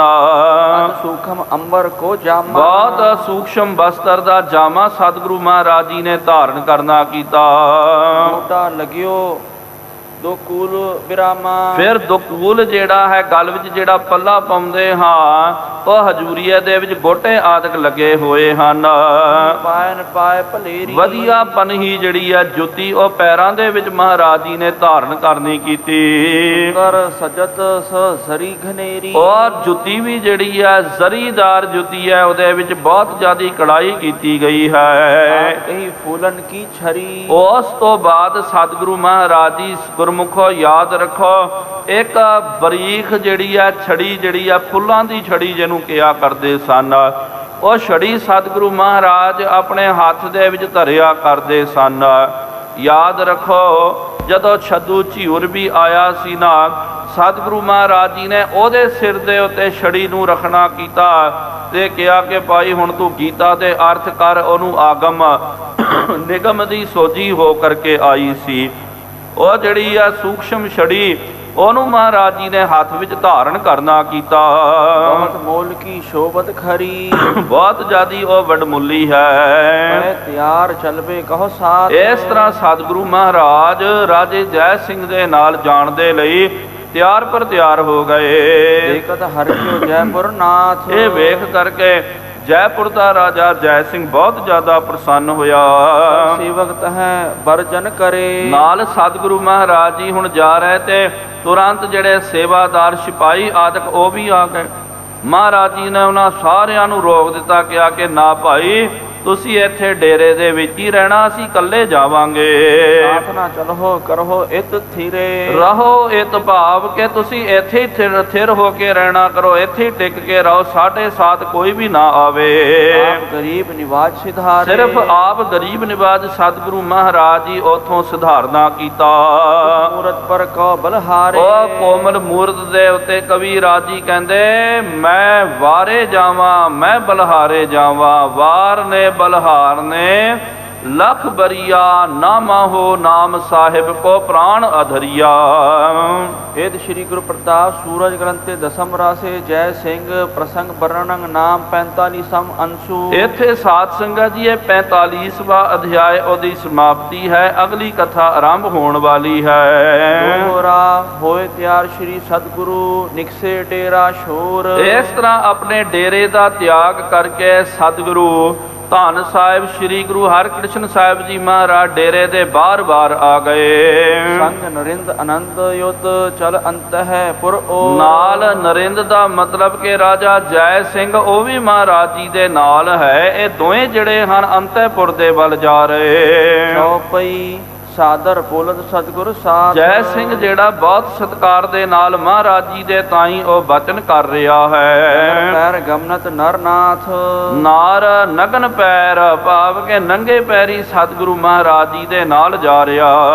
ਸਿੰਘ ਪੌਰ ਜਬ ਹੂੰ ਚਲ ਆਏ, ਇਸ ਤਰ੍ਹਾਂ ਚੱਲ ਕਰਕੇ ਜਿਹੜੀ ਦਰਸ਼ਨੀ ਦੇਵੜੀ ਹੈ, ਦਰਸ਼ਨੀ ਦਰਵਾਜ਼ਾ, ਮੁੱਖ ਗੇਟ ਰਾਜੇ ਦਾ ਰਣਵਾਸ ਦਾ, ਉੱਥੇ ਜਦੋਂ ਪਹੁੰਚੇ ਹਨ ਉਠੇ ਲੋਕ ਸਮੂਹਾਏ। ਉਹ ਫਿਰ ਕੀ ਹੋਇਆ, ਹੁਣ ਬਾਦਸ਼ਾਹ ਰਾਜੇ ਦਾ ਘਰ ਆ ਗਿਆ। ਜਦੋਂ ਰਾਜਾ ਜੈ ਸਿੰਘ ਆ ਰਿਹਾ, ਮਹਾਰਾਜ ਜੀ ਆਏ, ਇਹਨਾਂ ਨੂੰ ਵੇਖ ਕਰਕੇ ਸਤਿਕਾਰ ਕਰਦਿਆਂ ਸਾਰੇ ਦੇ ਸਾਰੇ ਲੋਕ ਉਹ ਖੜ ਗਏ। ਰਾਜੇ ਕੋ ਸਭ ਮੁਜਰੇ ਕਰੈ, ਕਿਉਂਕਿ ਰਾਜੇ ਦੇ ਜਿੰਨੇ ਨੌਕਰ ਸਿਪਾਹੀ ਆਦਿਕ ਇਹਨਾਂ ਨੇ ਝੁਕ ਝੁਕ ਕਰਕੇ ਰਾਜੇ ਦੇ ਅੱਗੇ ਸਲਾਮ ਨਮਸਕਾਰ ਕਰਨੀ ਕੀਤੀ। ਗੁਰ ਕੇ ਚਰਨ ਕਮਲ ਸਿਰ ਤਰੈ, ਫਿਰ ਸਤਿਗੁਰੂ ਮਹਾਰਾਜ ਜੀ ਦੇ ਚਰਨਾਂ ਦੇ ਉੱਤੇ ਵੀ ਮੱਥਾ ਟੇਕ ਰਹੇ ਹਨ। ਚਹੁ ਦਿਸ਼ ਤੇ ਪ੍ਰਵੇਸ਼ ਆਏ। ਇਸ ਤਰ੍ਹਾਂ ਚੌਂ ਪਾਸੀ ਜਿਹੜੇ ਉਹਦੇ ਸਿਪਾਹੀ, ਉਹਦੇ ਨੌਕਰ ਚਾਕਰ ਜੋ ਹਨ, ਉਹਨਾਂ ਨੇ ਮਹਾਰਾਜ ਜੀ ਦੇ ਅੱਗੇ ਬੰਦਨਾ ਕੀਤੀ ਤੇ ਉਹਨਾਂ ਦੀ ਬੰਦਨਾ ਸਵੀਕਾਰ ਕਰਦੇ ਕਰਦੇ ਮਹਾਰਾਜ ਜੀ ਨੇ ਮਹਿਲਾਂ ਦੇ ਵਿੱਚ ਪ੍ਰਵੇਸ਼ ਕਰਨਾ ਕੀਤਾ। ਅੰਤਰ ਗਏ ਸਦਨ ਸੁਧਰਾਏ, ਤੇ ਅੰਦਰ ਜਦੋਂ ਗਏ, ਜਿੱਥੇ ਘਰ ਨੂੰ ਪਹਿਲਾਂ ਹੀ ਸੁਧਾਰ ਕੇ ਰੱਖਣਾ ਕੀਤਾ, ਪੂਰੀ ਤਿਆਰੀ ਕੀਤੀ ਗਈ ਹੈ। ਚੌਂਕ ਚੌਂਕੋਨ ਸੋ ਚਾਰੂ, ਜਿਹੜਾ ਚੌਂਕ ਜਿਹੜਾ ਹੈ, ਅੱਗੇ ਜਾ ਕਰਕੇ ਕੀ ਤੱਕਦੇ ਹਨ, ਘਰ ਜਿਹੜਾ ਚੌਕੋਨੀ ਦੇ ਵਿੱਚ ਬਣਿਆ ਹੋਇਆ। ਚਾਰੋ ਦਿਸ਼ ਘਨ ਬਨੇ ਉਦਾਰੂ, ਚਾਰੋਂ ਦਿਸ਼ਾਵਾਂ ਜਿਹੜੀਆਂ ਵੱਡਾ ਸਾਰਾ ਕਮਰਾ ਹੈ, ਚੌਕੋਨੀ ਕਮਰਾ ਬਣਿਆ ਹੋਇਆ ਹੈ, ਬਹੁਤ ਸੋਹਣਾ। ਸਾਰੀਆਂ ਚਾਰ ਦੇ ਚਾਰ ਬਾਈਆਂ ਜਿਹੜੀਆਂ ਬਹੁਤ ਖੂਬਸੂਰਤ ਹਨ। ਸੌਪਾਨਨ ਅਰ ਆਰੂਢੇ, ਫਿਰ ਸੌਪਾਨ ਕਹਿੰਦੇ ਕਿ ਪੌੜੀਆਂ ਜਿਹੜੀਆਂ ਹਨ, ਪੁਨ ਸੌਪਾਨਨ ਪਰ ਆਰੂਢੇ, ਫਿਰ ਉੱਥੇ ਪੌੜੀਆਂ ਜਿਹੜੀਆਂ ਉੱਥੇ ਫਿਰ ਸਾਰੇ ਖੜੋਤੇ ਹੋਏ ਹਨ। ਮੰਦ ਮੰਦ ਸ੍ਰੀ ਗੁਰ ਗੁਣ ਗੂਢੇ, ਇਸ ਤਰ੍ਹਾਂ ਗੂੜੇ ਸਤਿਗੁਰੂ ਮਹਾਰਾਜ ਜਿਨ੍ਹਾਂ ਦੇ ਗੁਣ ਬਹੁਤ ਜ਼ਿਆਦਾ ਗੂੜੇ, ਬੜੇ ਵਿਸ਼ਾਲ। ਇਸ ਤਰ੍ਹਾਂ ਸਤਿਗੁਰੂ ਸੱਚੇ ਪਾਤਸ਼ਾਹ ਜੀ ਮਹਾਰਾਜ ਜੀ ਅੰਦਰ ਗਏ। ਫੂਲ ਛਰੀ ਕੋ ਚਪਲ ਕਰਨ ਤੇ, ਜਿਹੜੀ ਫੁੱਲਾਂ ਦੀ ਛੜੀ ਜਿਹੜੀ ਹੈ, ਜੋ ਹੱਥ ਦੇ ਵਿੱਚ ਮਹਾਰਾਜ ਜੀ ਨੇ ਧਾਰਨ ਕਰਨਾ ਕੀਤਾ, ਉਹਨੂੰ ਚੰਚਲ ਕਰਦੇ ਹਨ। ਉਹਦੇ ਨਾਲ ਮਹਾਰਾਜ ਜੀ ਖੇਡਾਂ ਪਏ ਕਰ ਰਹੇ। ਕਬਹਿ ਬ੍ਰਹਮਾਏ ਉਤੰਗ ਉਠਨ ਤੇ, ਕਦੇ ਮਹਾਰਾਜ ਜੀ ਉਹ ਛੜੀ ਨੂੰ ਤਾਂ ਚੱਕ ਲੈਂਦੇ, ਤਾਂ ਉਠਾਉਂਦੇ, ਹਵਾ ਦੇ ਵਿੱਚ ਘੁਮਾਉਂਦੇ ਹਨ। ਜਿਸ ਤਰ੍ਹਾਂ ਸੁਣ ਬੱਚੇ ਜਿਹੜੇ ਹਨ ਗੱਤਕਾ ਖੇਲਦੇ, ਪੱਟੇਬਾਜ਼ੀ ਕਰਦੇ, ਇਸ ਤਰ੍ਹਾਂ ਹੀ ਉਹ ਛੜੀ ਲੈ ਕਰਕੇ ਸਤਿਗੁਰੂ ਮਹਾਰਾਜ ਉਹਨੂੰ ਹਵਾ ਦੇ ਵਿੱਚ ਘੁਮਾ ਰਹੇ ਹਨ। ਮੰਦਿਰ ਸੁੰਦਰ ਅੰਦਰ ਗਏ, ਇਸ ਤਰ੍ਹਾਂ ਕਰਦੇ ਕਰਦੇ ਸਤਿਗੁਰੂ ਮਹਾਰਾਜ ਉਹ ਛੜੀ ਨੂੰ ਘੁਮਾਉਂਦੇ ਘੁਮਾਉਂਦੇ ਜਿੱਥੇ ਸੋਹਣਾ ਮੰਦਿਰ ਬਣਿਆ ਹੋਇਆ, ਉਹਦੇ ਅੰਦਰ ਪਾਤਸ਼ਾਹ ਜੀ ਨੇ ਪ੍ਰਵੇਸ਼ ਕੀਤਾ। ਚਿੱਤਰ ਬਚਿੱਤਰ ਜਹਾਂ ਬਹੁ ਕੀਏ, ਉਸ ਕਮਰੇ ਦੇ ਵਿੱਚ ਤਰ੍ਹਾਂ ਤਰ੍ਹਾਂ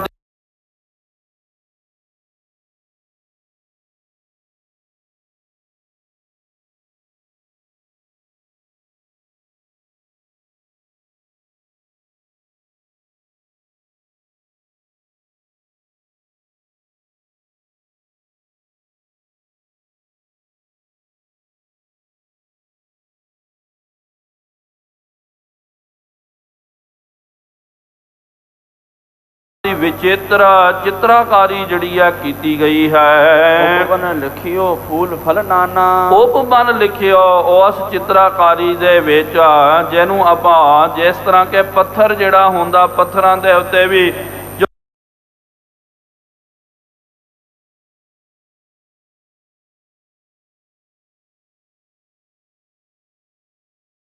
ਚਿੱਤਰਕਾਰੀ ਕੀਤੀ ਜਾਂਦੀ ਨਾ ਸਾਧ ਸੰਗਤ ਜੀ, ਇਹਨੂੰ ਪੱਤਰਕਾਰੀ ਬੋਲਦੇ ਹਨ।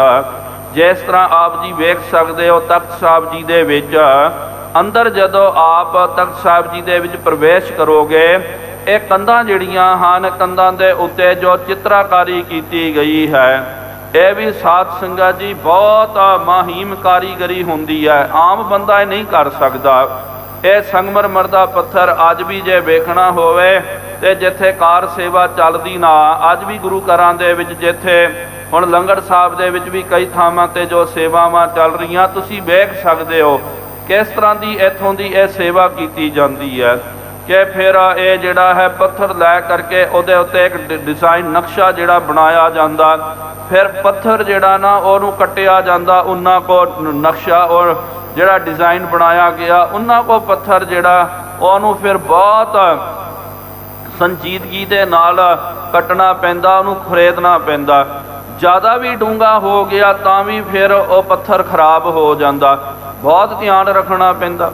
ਥੋੜਾ ਵੀ ਹਥੌੜਾ ਜਿਹੜਾ ਹੈ ਜ਼ੋਰ ਦੀ ਵੱਜ ਗਿਆ ਤੇ ਉਸੇ ਵੇਲੇ ਪੱਥਰ ਟੁੱਟ ਜਾਂਦਾ। ਇੱਕ ਵਾਰੀ ਪੱਥਰ ਟੁੱਟ ਗਿਆ ਬਸ ਉਹ ਨਿਕੰਮਾ ਹੋ ਜਾਂਦਾ। ਕਈ ਮਹੀਨਿਆਂ ਦੀ ਮਿਹਨਤ ਜਿਹੜੀ ਆ ਉਹ ਖਤਮ ਹੋ ਜਾਂਦੀ ਹੈ।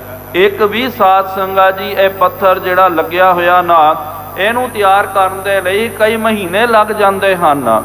ਫਿਰ ਇਹਦੇ ਵਿੱਚ ਡਿਜ਼ਾਈਨ ਬਣਾ ਕਰਕੇ ਫਿਰ ਇਹ ਪੱਥਰ ਵੀ ਜਿਹੜੇ ਆਉਂਦੇ ਬੜੇ ਬੇਸ਼ਕੀਮਤੀ ਰੰਗ ਬਿਰੰਗੀ ਪੱਥਰ ਹੁੰਦੇ, ਉਹਨੂੰ ਵੀ ਚੁਣ ਚੁਣ ਕਰਕੇ ਲਿਆਇਆ ਜਾਂਦਾ। ਉਹ ਆਮ ਪੱਥਰ ਵੀ ਨਹੀਂ ਮਿਲਦੇ, ਉਹਦੇ ਵਿੱਚ ਕਈ ਪੰਨੇ ਵੀ ਹੁੰਦੇ ਹਨ। ਨੀਲਮ ਆਦਿਕ ਹੋ ਗਿਆ, ਪੁਖਰਾਜ ਆਦਿਕ ਹੋ ਗਿਆ। ਫਿਰ ਉਹਨੂੰ ਕੱਟ ਕੇ ਉਹਨੂੰ ਘਸ ਕਰਕੇ ਉਹਨੂੰ ਇੱਕ ਆਕਾਰ ਦੇ ਵਿੱਚ ਢਾਲ ਕਰਕੇ ਫਿਰ ਮਸਾਲਾ ਆਦਿਕ ਅੰਦਰ ਪਾ ਕਰਕੇ ਉਹਨੂੰ ਫਿਰ ਉਸ ਦੇ ਵਿੱਚ ਚਿਪਕਾ ਦਿੱਤਾ ਜਾਂਦਾ, ਲਾ ਦਿੱਤਾ ਜਾਂਦਾ। ਕਹਿਣ ਦਾ ਮਤਲਬ ਬਹੁਤ ਜ਼ਿਆਦਾ ਇਹ ਮਿਹਨਤ ਦਾ ਕੰਮ ਹੈ। ਹੁਣ ਇਹ ਜੋ ਤਖਤ ਸਾਹਿਬ ਜੀ ਦੇ ਵਿੱਚ ਜੋ ਪੱਥਰ ਆਦਿਕ ਲੱਗੇ ਹੋਏ ਹਨ, ਸਾਧ ਸੰਗਤ ਜੀ ਤਕਰੀਬਨ ਇਹਦੀ ਸੇਵਾ ਜਿਹੜੀ ਹੈ ਇਹ 1940 ਦੇ ਕਰੀਬ 40 ਤੋਂ 60 70 ਤੱਕ ਇਹ ਸੇਵਾ ਚੱਲਦੀ ਗਈ। ਉਹਨਾਂ ਜ਼ਮਾਨਿਆਂ ਦੇ ਵਿੱਚ ਜ਼ਿਆਦੀਆਂ ਸੰਗਤਾਂ ਨਹੀਂ ਹੋਇਆ ਕਰਦੀਆਂ ਤੇ ਪਹਿਲੇ ਦੱਸਦੇ ਸੀ ਕਿ ਭਾਈ ਸਾਰਾ ਚੂਨੇ ਦਾ ਹੀ ਸੀ। ਫਿਰ ਬਾਅਦ ਦੇ ਵਿੱਚ ਪ੍ਰਬੰਧਕਾਂ ਨੇ ਇਹ ਅੰਦਰ ਦਾ ਜੋ ਪੱਥਰ ਦੀ ਸੇਵਾ ਹੈ ਤੋ ਸਾਡੇ ਪ੍ਰਬੰਧਕਾਂ ਨੇ ਤਕਰੀਬਨ ਇਹ ਦਾਸ ਕਹਿ ਰਿਹਾ ਹੁਣ ਵੀ ਕਈ ਪੱਥਰਾਂ ਦੇ ਉੱਤੇ ਲਿਖਿਆ ਹੋਇਆ ਹੁੰਦਾ। ਇਹ ਸਾਰੀ ਦੀ ਸਾਰੀ ਸੇਵਾ ਜੋ ਹੈ ਨਾ ਖਾਸ ਕਰਕੇ ਅੰਮ੍ਰਿਤਸਰ ਸਾਹਿਬ ਤੋਂ ਅੱਜ ਵੀ ਉਹਨਾਂ ਗੁਰਮੁਖਾਂ ਦੇ ਕੋਲ ਇੱਥੋਂ ਦੀਆਂ ਚਿੱਠੀਆਂ ਜਿਹੜੀਆਂ ਤਖਤ ਸਾਹਿਬ ਜੀ ਦੀਆਂ ਉਹ ਉਹਨਾਂ ਦੇ ਕੋਲ ਪਈਆਂ ਹੋਈਆਂ ਮੌਜੂਦ ਹਨ। ਜਿਹੜੇ ਕਾਰਾਗੀਰ ਹਨ ਉਹਨਾਂ ਨੂੰ ਚਿੱਠੀਆਂ ਭੇਜਣੀਆਂ ਕੀਤੀਆਂ ਕਿ ਭਾਈ ਤੁਸੀਂ ਉੱਥੋਂ ਡਿਜ਼ਾਈਨ ਭੇਜਣਾ ਕਰੋ। ਫਿਰ ਉੱਥੋਂ ਉਹ ਡਿਜ਼ਾਈਨ ਨਕਸ਼ਾ ਬਣਾ ਕਰਕੇ, ਕਿਉਂਕਿ ਇੱਥੋਂ ਤੱਕ ਉਹ ਬੰਦੇ ਨਹੀਂ ਆ ਸਕਦੇ ਤੇ ਵਿਸ਼ੇਸ਼ ਇਹ ਕਾਰਾਗਰੀ ਦੇ ਬੰਦੇ ਜਿਹੜੇ ਨਾ ਤੇ ਇਹ ਰਾਜਸਥਾਨ ਦੇ ਵਿੱਚ ਰਿਹਾ ਕਰਦੇ ਹਨ, ਉਹਨਾਂ ਨੂੰ ਉੱਥੋਂ ਲਿਆਉਣਾ ਪੈਂਦਾ। ਅੱਜ ਵੀ ਪੱਚਾਕਾਰੀ ਦਾ ਕੰਮ ਜਿਹੜਾ ਰਾਜਸਥਾਨ ਇਲਾਕਾ, ਯੂਪੀ ਆਦਿਕ ਇਲਾਕਾ, ਉੱਥੇ ਹੀ ਇਹ ਕੰਮ ਬੜਾ ਚੱਲਦਾ। ਬਾਅਦ ਚੁਣ ਚੁਣ ਕਰਕੇ ਕਾਰਾਗਰਾਂ ਨੂੰ ਲੈ ਕੇ ਆਇਆ ਜਾਂਦਾ ਹੈ। ਸੋ ਫਿਰ ਇਹਦੇ ਵਿੱਚ ਵੀ ਸਾਧ ਸੰਗਤ ਜੀ ਯਾਦ ਰੱਖੋ ਤੇ ਉਸ ਟਾਈਮ ਦੇ ਵਿੱਚ ਇਹ ਦੋ ਤਰ੍ਹਾਂ ਦੇ ਆਰਟ ਹੋਇਆ ਕਰਦੇ ਸੀ। ਇੱਕ ਮੁਗਲ ਆਰਟ ਹੁੰਦਾ ਸੀ ਤੇ ਇੱਕ ਸਨਾਤਨੀ ਹਿੰਦੂ ਆਰਟ ਹੋਇਆ ਕਰਦਾ। ਮੁਗਲ ਆਰਟ ਜਿਹੜਾ ਨਾ ਉਹਦੇ ਵਿੱਚ ਉਹਨਾਂ ਦੀ ਪੱਚਾਕਾਰੀ ਨਕਸ਼ਾ ਜਿਹੜਾ ਨਾ ਉਹ ਵੱਖਰਾ ਹੁੰਦਾ ਤੇ ਸਨਾਤਨੀ ਜਿਹੜੇ ਹੁੰਦੇ ਹਨ ਹਿੰਦੂ ਆਰਟੀਕਲ, ਹਿੰਦੂ ਆਰਟ ਜਿਹੜਾ ਉਹਦੇ ਵਿੱਚ ਦੇਵੀ ਦੇਵਤਾ ਆਦਿਕ ਮੂਰਤੀਆਂ ਆਦਿਕ ਬਣਾਉਣਾ ਉਹ ਉਹਨਾਂ ਦੀ ਕਲਾਕ੍ਰਿਤੀ ਹੁੰਦੀ। ਜਦੋਂ ਸਾਧ ਸੰਗਤ ਜੀ ਸ੍ਰੀ ਹਰਿਮੰਦਰ ਸਾਹਿਬ ਜੀ ਦੇ ਵਿੱਚ ਇਹ ਪੱਚਾਕਾਰੀ ਦੀ ਸੇਵਾ ਚੱਲ ਰਹੀ ਸੀ ਨਾ, ਜਦੋਂ ਭਾਈ ਜੱਸਾ ਸਿੰਘ ਜੀ ਆਲੂਵਾਲੀਆ ਨੇ ਜੋ ਹਰਿਮੰਦਰ ਸਾਹਿਬ ਜੋ ਹੁਣ ਮੌਜੂਦਾ ਹਰਿਮੰਦਰ ਸਾਹਿਬ ਵਿਰਾਜਮਾਨ ਹੈ ਉਹਦੀ ਸੇਵਾ ਕਰਕੇ ਜੋ ਪੱਥਰਾਂ ਦੀ ਸੇਵਾ ਲਵਾਈ ਗਈ, ਖਾਸ ਕਰਕੇ ਮਹਾਰਾਜਾ ਰਣਜੀਤ ਸਿੰਘ ਸਾਹਿਬ ਜੀ ਦੇ ਜਾਨਸ਼ੀਨ ਕੰਵਰ ਨੌਨਿਹਾਲ ਸਿੰਘ ਜੀ ਨੇ ਇਹ ਸੰਗ ਸੁਪੈਦ ਦੀ ਸੇਵਾ ਕਰਨੀ ਕੀਤੀ ਤੇ ਉਹਨਾਂ ਨੇ ਫਿਰ ਵਿਸ਼ੇਸ਼ ਹਿਦਾਇਤਾਂ ਕੀਤੀਆਂ ਕਿ ਭਾਈ ਜਿਹੜਾ ਪੱਥਰ ਲਾਇਆ ਜਾਵੇਗਾ ਇਹਦੇ ਵਿੱਚ ਮੀਨਾਕਾਰੀ ਜੋ ਕੀਤੀ ਜਾਵੇਗੀ ਨਾ, ਨਕਸ਼ਾਕਾਰੀ ਉਹ ਵੱਖਰੀ ਹੋਣੀ ਚਾਹੀਦੀ ਹੈ। ਉਹਦਾ ਸੰਬੰਧ ਮੁਗਲ ਆਰਟ ਦੇ ਨਾਲ ਵੀ ਨਹੀਂ ਹੋਣਾ ਚਾਹੀਦਾ ਤੇ ਹਿੰਦੂ ਆਰਟ ਦੇ ਨਾਲ ਵੀ ਨਹੀਂ ਹੋਣਾ ਚਾਹੀਦਾ। ਇੱਕ ਨਵਾਂ ਆਰਟ ਜਿਹੜਾ ਹੈ, ਇੱਕ ਨਵੀਂ ਕਲਾਕ੍ਰਿਤੀ ਤੁਸੀਂ ਪੇਸ਼ ਕਰਨਾ ਕਰੋ ਤੇ ਉਸ ਵੇਲੇ ਇਹ ਨਵੀਂ ਕਲਾਕ੍ਰਿਤੀ ਜਿਹੜੀ ਹੈ ਜੋ ਵਿਸ਼ੇਸ਼ ਕਰਕੇ ਆਪਾਂ ਗੁਰੂ ਘਰਾਂ ਦੇ ਵਿੱਚ ਵੇਖਦੇ ਹਾਂ। ਬਹੁਤ ਵੱਡਾ ਸਾਧ ਸੰਗਤ ਜੀ ਇਹਦੇ ਪਿੱਛੇ ਵੀ ਇਤਿਹਾਸ ਛੁਪਿਆ ਹੋਇਆ ਹੈ। ਇਹ ਨਵਾਂ ਆਰਟ ਜਿਹੜਾ ਉਸ ਵੇਲੇ ਇਹਦਾ ਜਨਮ ਹੋਇਆ। ਵਿਸ਼ੇਸ਼ ਹਰਿਮੰਦਰ ਸਾਹਿਬ ਦੇ ਜਿਹੜੇ ਕਾਰਾਗੀਰ ਸਨ ਉਹਨਾਂ ਨੂੰ ਹਿਦਾਇਤਾਂ ਕੀਤੀਆਂ ਗਈਆਂ ਸੀ ਕਿ ਭਾਈ ਇਹਦੇ ਵਿੱਚ ਮੁਗਲ ਆਰਟ ਦੀ ਵੀ ਝਲਕ ਸਾਨੂੰ ਨਹੀਂ ਚਾਹੀਦੀ, ਹਿੰਦੂ ਆਰਟ ਦੀ ਵੀ ਝਲਕ ਨਹੀਂ ਚਾਹੀਦੀ ਹੈ। ਇੱਕ ਨਵੀਂ ਕਲਾਕ੍ਰਿਤੀ ਤੁਸੀਂ ਉਹਨੂੰ ਜਨਮ ਦੇਣਾ ਕਰੋ ਤੇ ਉਸ ਵੇਲੇ ਇਹ ਨਵੀਂ ਕਲਾਕ੍ਰਿਤੀ ਜਿਹੜੀ ਹੈ ਉਹ ਇਹਨਾਂ ਨੇ ਫਿਰ ਤਿਆਰ ਕਰਨਾ ਕੀਤਾ। ਫਿਰ ਉਹੀ ਕਲਾਕ੍ਰਿਤੀ ਜਿਹੜਾ ਨਾ ਉਹਦਾ ਹੀ ਡਿਜ਼ਾਈਨ ਦਾ ਫਿਰ ਉਹਦੀ ਕਾਪੀ ਕਰਕੇ ਉਹਦੇ ਨਕਸ਼ੇ ਬਣਾ ਕਰਕੇ ਅੰਮ੍ਰਿਤਸਰ ਸਾਹਿਬ ਤੋਂ ਇੱਥੇ ਹਜੂਰ ਸਾਹਿਬ ਉਹ ਭੇਜਿਆ ਕਰਦੇ ਸਨ। ਉਹ ਜਦੋਂ ਇੱਥੇ ਭੇਜਿਆ ਕਰਦੇ ਤੇ ਫਿਰ ਇੱਥੇ ਜਿਹੜੇ ਮਿਸਤਰੀ ਜਿਹੜੇ ਉਹ ਫਿਰ ਉਸ ਤਰ੍ਹਾਂ ਇੱਕ ਇੱਕ ਪੱਥਰ ਦੀ ਉਹੀ ਡਿਜ਼ਾਈਨ ਉਹੀ ਕਲਾਕ੍ਰਿਤੀ ਦੇ ਨਾਲ ਪੱਥਰਾਂ ਨੂੰ ਕੱਟ ਕੱਟ ਕਰਕੇ ਚੀਰ ਕਰਕੇ ਇਹ ਸੇਵਾ ਵੀ ਜੇ ਆਪਾਂ ਪੜ੍ਹਦੇ ਹਾਂ ਤਕਰੀਬਨ 15-20 ਸਾਲ ਇਹ ਪੱਥਰ ਲਾਉਣ ਦੀ ਸੇਵਾ ਅੰਦਰ ਦੇ ਜਿਹੜੇ ਪੱਥਰ ਲੱਗੇ ਹੋਏ ਹਨ ਕਿਉਂਕਿ ਉਹਨਾਂ ਜ਼ਮਾਨਿਆਂ ਦੇ ਵਿੱਚ ਸਾਧ ਸੰਗਤ ਜੀ ਕੋਈ ਪ੍ਰਬੰਧਕ ਕਮੇਟੀ ਆਦਿਕ ਨਹੀਂ ਹੁੰਦੀ ਸੀ, ਕੋਈ ਗੁਰੂ ਘਰ ਦੇ ਵਿੱਚ ਜ਼ਿਆਦਾ ਮਾਲ ਧਨ ਵੀ ਨਹੀਂ ਹੋਇਆ ਕਰਦਾ ਸੀ। ਜਿੰਨੀ ਕੋ ਮਾਇਆ ਆ ਗਈ ਕਿਨੇ ਸੇਵਾ ਕਰ ਦਿੱਤੀ ਤੇ ਉਸ ਵੇਲੇ ਸੇਵਾ ਸ਼ੁਰੂ ਹੋ ਜਾਂਦੀ, ਜਦੋਂ ਖਤਮ ਹੋਇਆ ਤੇ ਪੈਸਾ ਤੇ ਉਸ ਵੇਲੇ ਬੰਦ ਵੀ ਹੋ ਜਾਂਦੀ ਸੀ। ਤੇ ਆਪ ਜੀ ਦੇਖਣਾ ਕਰੋ ਤਖਤ ਸਾਹਿਬ ਜੀ ਦੇ ਵਿੱਚ ਬਹੁਤਾਤ ਦੇ ਵਿੱਚ ਸੇਵਾਵਾਂ ਜਿਹੜੀਆਂ ਅੰਮ੍ਰਿਤਸਰ ਸਾਹਿਬ ਜੀ ਦੇ ਗੁਰੂ ਕੇ ਸਿੰਘ ਜਿਹੜੇ ਹਨ, ਭਾਵੇਂ ਉਹ ਸੋਨੇ ਦੀ ਸੇਵਾ ਪੱਥਰ ਦੀ ਸੇਵਾ ਹੋਵੇ, ਉਹਨਾਂ ਗੁਰਮੁਖਾਂ ਨੇ ਫਿਰ ਇੱਥੇ ਕਰਨਾ ਕੀਤਾ। ਅੱਜ ਵੀ ਪੱਥਰਾਂ ਦੇ ਉੱਤੇ ਲਿਖੀ ਹੋਈ ਗਵਾਹੀ ਸਾਨੂੰ ਪ੍ਰਾਪਤ ਹੁੰਦੀ ਹੈ। ਸਾਰੇ ਮਿਸਤਰੀ ਜਿਹੜੇ ਹਨ ਜ਼ਿਆਦਾ ਕਰਕੇ ਅੰਮ੍ਰਿਤਸਰ ਸਾਹਿਬ ਤੋਂ ਹੀ, ਚੜਾਉਣ ਵਾਲੇ ਵੀ ਜਿਹੜੀ ਮਾਇਆ ਅਰਪਣ ਕਰਨ ਵਾਲੇ ਵੀ ਜ਼ਿਆਦਾ ਕਰਕੇ ਉੱਥੋਂ ਹੀ ਸਨ। ਸੋ ਰਹੋ ਵਿਚਾਰ, ਕਹਿਣ ਦਾ ਮਤਲਬ ਕਿ ਜਿਸ ਤਰ੍ਹਾਂ ਕਿ ਗੁਰੂ ਘਰ ਦੇ ਵਿੱਚ ਵੀ ਇਹ ਪੱਚਾਕਾਰੀ ਇਹ ਜੋ ਕੀਤੀ ਜਾਂਦੀ ਹੈ, ਪੱਥਰਾਂ ਦੇ ਉੱਤੇ ਡਿਜ਼ਾਈਨ ਬਣਾਇਆ ਇਸ ਤਰ੍ਹਾਂ ਹੀ ਜੈਪੁਰ ਦਾ ਰਾਜਾ ਜਿਹੜਾ ਜੈ ਸਿੰਘ, ਉਹਦਾ ਵਿਸ਼ੇਸ਼ ਕਮਰਾ ਜਿਹੜਾ ਜਿੱਥੇ ਇਹਨੇ ਮਹਾਰਾਜ ਜੀ ਨੂੰ ਵਿਰਾਜਮਾਨ ਕਰਾਉਣਾ। ਜਦੋਂ ਮਹਾਰਾਜ ਜੀ ਉੱਥੇ ਗਏ, ਕਵੀ ਰਾਜ ਜੀ ਉਹਦਾ ਨਕਸ਼ਾ ਖਿੱਚਦੇ ਹਨ ਕਿ ਦੀਵਾਰਾਂ ਦੇ ਵਿੱਚ ਕੰਧਾਂ ਦੇ ਵਿੱਚ ਤਰ੍ਹਾਂ ਤਰ੍ਹਾਂ ਦੀਆਂ ਵੇਲ ਬੂਟੀਆਂ ਇਹਦੀ ਨਕਸ਼ਾਕਾਰੀ ਬਣੀ ਹੈ। ਕੇਹਰ ਕਰੀ ਕੁਰੰਗ ਮਹਾਨਾ, ਫਿਰ ਕਈ ਵਾਰੀ ਨਾ ਕੇਹਰ, ਕੇਹਰ ਦਾ ਮਤਲਬ ਕਿ ਸ਼ੇਰ ਬਣਿਆ ਹੋਇਆ, ਕਈ ਥਾਵਾਂ ਤੇ ਹਾਥੀ ਬਣਿਆ ਹੋਇਆ, ਕੁਰੰਗ ਕਹਿੰਦੇ ਹਨ ਹਿਰਨ ਨੂੰ। ਹੁਣ ਤੁਸੀਂ ਤਖਤ ਸਾਹਿਬ ਜੀ ਦੇ ਵਿੱਚ ਵੀ ਦੇਖ ਸਕਦੇ ਹੋ, ਹੁਣ ਇਹ ਜੋ ਪੱਥਰ ਲਾਏ ਗਏ, ਕਈਆਂ ਦੇ ਵਿੱਚ ਸ਼ੇਰ ਆਵੇਗਾ, ਕਈਆਂ ਦੇ ਵਿੱਚ ਹਿਰਨ ਅੱਗੇ ਭੱਜ ਰਹੇ, ਸ਼ੇਰ ਉਹਨਾਂ ਦਾ ਸ਼ਿਕਾਰ ਕਰ ਰਿਹਾ, ਤੇ ਪੰਛੀ ਜਿਹੜੇ ਹਨ ਫਲਦਾਰ ਦਰਖਤ ਦੇ ਉੱਤੇ ਬੈਠੇ ਹੋਏ ਹਨ। ਇਸ ਤਰ੍ਹਾਂ ਦੀ ਇਹ ਮੀਨਾਕਾਰੀ ਪੱਚਾਕਾਰੀ ਕੀਤੀ ਗਈ ਹੈ। ਕੀਰ ਕਬੂਤਰ ਕੋਕਿਲ ਕੇ ਕੀ, ਕੀਰ ਕਹਿੰਦੇ ਹਨ ਤੋਤਾ ਹੋ ਗਿਆ, ਕਬੂਤਰ ਹੋ ਗਿਆ, ਕੋਕਿਲਾ ਹੋ ਗਈ ਹੈ। ਤੇ ਕੇਕੀ ਦਾ ਮਤਲਬ ਸਾਧ ਸੰਗਤ ਜੀ ਇਹ ਇੱਕ ਤਰ੍ਹਾਂ ਦਾ ਜਿਹੜਾ ਪੰਛੀ ਮੋਰ ਜਿਹਨੂੰ ਆਪਾਂ ਬੋਲਦੇ ਆ, ਮੋਰ ਦੀ ਵੀ ਮੀਨਾਕਾਰੀ ਜਿਹੜੀ ਹੈ ਉਹ ਕੀਤੀ ਗਈ ਹੈ। ਹੁਣ ਮੋਰ ਦੀ ਜੋ ਗੱਲ ਆਈ ਤਖਤ ਸਾਹਿਬ ਜੀ ਦੇ ਵਿੱਚ ਤਾਂ ਜ਼ਿਆਦਾ ਮੋਰ ਦੀ ਕਲਾਕ੍ਰਿਤੀ ਨਹੀਂ ਹੈ, ਲੇਕਿਨ ਗੁਰਮੁਖੋ ਆਪ ਜਦੋਂ ਇੱਥੇ ਬਿਦਰ ਸਾਹਿਬ ਜਾਓਗੇ, ਗੁਰਦੁਆਰਾ ਨਾਨਕ ਚੀਰਾ ਸਾਹਿਬ ਜੀ ਦੇ ਦਰਸ਼ਨ ਕਰੋ। ਹੁਣ ਉੱਥੇ ਕਾਰ ਸੇਵਾ ਵਾਲੇ ਮਹਾਂਪੁਰਖਾਂ ਨੇ ਸੰਗਮਰਮਰ ਦੀ ਸੇਵਾ ਤੇ ਜਿਹੜਾ ਗੁਰੂ ਘਰ ਜਿਹੜਾ ਉਹਦੇ ਨਵੀਨੀਕਰਨ ਦੀ ਉਹਨਾਂ ਨੇ ਸੇਵਾ ਕਰਨੀ ਕੀਤੀ। ਹੁਣ ਜਦੋਂ ਆਪ ਜੀ ਜਾ ਕਰਕੇ ਉੱਥੇ ਪੱਚਾਕਾਰੀ ਦੇ ਦਰਸ਼ਨ ਕਰੋਗੇ ਤੇ ਮੋਰ ਜਿਹੜੇ ਹਨ ਉਹਨਾਂ ਨੇ ਪੱਚਾਕਾਰੀ ਦੇ ਵਿੱਚ ਮੋਰ ਬਣਾਉਣੇ ਕੀਤੇ। ਸੱਚ ਜਾਣੋ ਗੁਰਮੁਖੋ, ਜਦੋਂ ਉਹ ਕਲਾਕ੍ਰਿਤੀ ਨੂੰ ਆਪਾਂ ਵੇਖਦੇ ਹਾਂ ਇੰਜ ਲੱਗਦਾ ਕਿ ਭਾਈ ਇਹ ਜੀਵਤ ਮੋਰ ਤਾਂ ਨਹੀਂ ਆ ਕਰਕੇ। ਇਸ ਤਰ੍ਹਾਂ ਫਿਰ ਕਾਰੀਗਰਾਂ ਨੇ ਮਹਾਂਪੁਰਖਾਂ ਨੇ ਰੀਝ ਦੇ ਨਾਲ ਸੇਵਾ ਕਰਕੇ ਉਹਨਾਂ ਪੱਥਰਾਂ ਦੇ ਅੰਦਰ ਵੀ ਜਾਨ ਫੂਕ ਦਿੱਤੀ। ਤੇ ਅੱਜ ਵੀ ਜਦੋਂ ਇਸ ਤਰ੍ਹਾਂ ਜਿਹੜੇ ਹਨ ਪੱਚਾਕਾਰੀ ਇਹ ਜੋ ਕੀਤੀ ਜਾਂਦੀ, ਉਹਨਾਂ ਨੂੰ ਵੇਖਿਆ ਜਾਂਦਾ ਤੇ ਬੰਦਾ ਇੱਕ ਵਾਰੀ ਦੰਗ ਹੋ ਜਾਂਦਾ ਕਿ ਭਾਈ ਇਹ ਕਿਸ ਤਰ੍ਹਾਂ ਇਹਨਾਂ ਨੇ ਬਣਾਇਆ ਹੋਵੇਗਾ। ਭਾਵ ਕਿ ਬਹੁਤ ਇਹ ਮਿਹਨਤ ਦਾ ਕੰਮ ਹੈ। ਮ੍ਰਿਗ ਖਗ ਸੁੰਦਰ ਵਰਨ ਅਨੇਕੀ, ਨਾਲ ਮ੍ਰਿਗ ਜਿਹੜੇ ਹਨ, ਹਿਰਨ ਜਿਹੜਾ ਹੋ ਗਿਆ, ਤਰ੍ਹਾਂ ਤਰ੍ਹਾਂ ਦੇ ਪੰਛੀ, ਸੁੰਦਰ ਤੇ ਸੁੰਦਰ ਰੰਗ ਬਿਰੰਗੀ ਜਿਹੜੇ ਇਹ ਇੱਕੋ ਰੰਗ ਦੇ ਨਹੀਂ ਹੁੰਦੇ, ਕਈ ਤਰ੍ਹਾਂ ਦੇ ਰੰਗ ਬਿਰੰਗੀ। ਤੇ ਉੱਥੇ ਉਹ ਰੰਗ ਮੈਚ ਹੋਣਾ, ਉਹ ਜਿਹਾ ਪੱਥਰ ਲਿਆ ਕਰਕੇ ਉਹਦੇ ਵਿੱਚ ਜੜਿਤ ਕਰਨਾ ਕੀਤਾ। ਅਧਿਕ ਉਤੰਗ ਸ਼ਿਖਰ ਜਿਨ ਕੇਰੇ, ਅਧਿਕ ਉਤੰਗ ਭਾਵ ਕਿ ਕਈ ਉਤੰਗ ਜਿਹੜੇ ਹਨ ਪੱਥਰਾਂ ਦੇ ਵਿੱਚ ਹੀ ਪੱਥਰਾਂ ਨੂੰ ਤਰਾਸ਼ ਕਰਕੇ ਫਿਰ ਉਹਦੇ ਵਿੱਚ ਵੇਲ ਬੂਟੀਆਂ ਬਣਾਈਆਂ ਗਈਆਂ। ਚਾਮੀ ਕਰਕੇ ਕਲਸ ਵਡੇਰੇ, ਚਾਮੀ ਕਰ ਕਹਿੰਦੇ ਹਨ ਸੋਨੇ ਦੇ ਕਲਸ ਜਿਹੜੇ ਹਨ ਉਹ ਵੀ ਜੜਤ ਹਨ। ਮਨੋ ਸਦਨ ਰਿਤ ਕੇ ਘਨ ਸੋਹੈ, ਮਨ ਹੋ ਸਰਦ ਰਿਤ ਭਾਵ ਕਿ ਇੰਜ ਲੱਗ ਰਿਹਾ ਕਿ ਸਰਦ ਰਿਤ ਦੇ ਘਨ ਜਿਹੜੇ ਉਹ ਤਾਂ ਸ਼ੁਭਾਇਮਾਨ ਨਹੀਂ ਹੋ ਰਹੇ ਹਨ। ਵਿਸ਼ਦ ਵਰਨ ਹੇਰਤ ਮਨ ਮੋਹ, ਰੰਗ ਬਿਰੰਗੀ ਜਿਹੜੇ ਹਨ ਪੱਥਰ ਪੱਚਾਕਾਰੀ ਦਾ ਇਹ ਕੰਮ ਜਿਹੜਾ ਕੀਤਾ ਗਿਆ, ਉਹਨੂੰ ਵੇਖ ਕਰਕੇ ਬੰਦੇ ਦਾ ਮਨ ਮੋਹਿਤ ਹੋ ਜਾਂਦਾ। ਅਧਿਕ ਬਿਲੰਤ ਸਦਨ ਇੱਕ ਮਾਹੀ, ਇੱਕ ਇਸ ਤਰ੍ਹਾਂ ਰਾਜੇ ਦੇ ਮਹਿਲ ਦੇ ਵਿੱਚ ਇੱਕ ਬਹੁਤ ਵੱਡਾ ਜਿਹੜਾ ਕਮਰਾ ਹੈ, ਚੰਦੋਵਾ ਬਹੁਤ ਜਾਹੀ, ਉੱਥੇ ਸਤਿਗੁਰੂ ਮਹਾਰਾਜ ਜੀ ਦੇ ਬੈਠਣ ਦੇ ਲਈ ਪਹਿਲਾਂ ਹੀ ਪ੍ਰਬੰਧ ਕਰਨਾ ਕੀਤਾ। ਸੋਹਣਾ ਚੰਦੋਆ ਜਿਹੜਾ ਹੈ ਉਹਨੂੰ ਉੱਤੇ ਤਨ ਦਿੱਤਾ। ਜ਼ਰੀਦਾਰ ਸਾਲਰ ਲਰਕੰਤੀ, ਨਾਲ ਜ਼ਰੀਦਾਰ ਝਾਲਰਾਂ ਜਿਹੜੀਆਂ ਹਨ। ਦਾਸ ਨੇ ਪਹਿਲਾਂ ਵੀ ਬੇਨਤੀ ਕੀਤੀ ਕਿ ਚੰਦੋਵਾ ਜਿਹੜਾ ਜੋ ਸਿੱਧਾ ਆਪਾਂ ਛੱਤ ਨੂੰ ਲਾਉਂਦੇ ਆ, ਉਹਦੇ ਹੇਠ ਝਾਲਰਾਂ ਜਿਹੜੀਆਂ ਹਨ ਘੱਟ ਤੋਂ ਘੱਟ 6-7 ਇੰਚੀ ਝਾਲਰ ਜਿਹੜੀ ਹੈ ਉਹਦੇ ਵਿੱਚ ਵੱਟ ਪਾਏ ਜਾਂਦੇ। ਜੇ ਸਿੱਧੀ ਝਾਲਰ ਲਾ ਦਿਓ ਤਾਂ ਉਹਦੀ ਸ਼ੋਭਾ ਨਹੀਂ ਬਣਦੀ ਹੈ। ਉਹਦੇ ਵਿੱਚ ਵੱਟ ਵਿੰਗ ਪਾ ਪਾ ਕਰਕੇ ਉਹਨੂੰ ਪ੍ਰੈਸ ਕਰਕੇ ਉਹਦੇ ਉੱਤੇ ਸਿਲਾਈ ਮਾਰ ਕਰਕੇ ਉਹ ਝਾਲਰ ਜਦੋਂ ਲਮਕਾਈ ਜਾਂਦੀ ਹੈ, ਇਹਦੇ ਨਾਲ ਸਾਧ ਸੰਗਤ ਜੀ ਉਸ ਚੰਦੋਏ ਦੀ ਛਤਰ ਦੀ ਬਹੁਤ ਜ਼ਿਆਦਾ ਸ਼ੋਭਾ ਵੱਧ ਜਾਂਦੀ।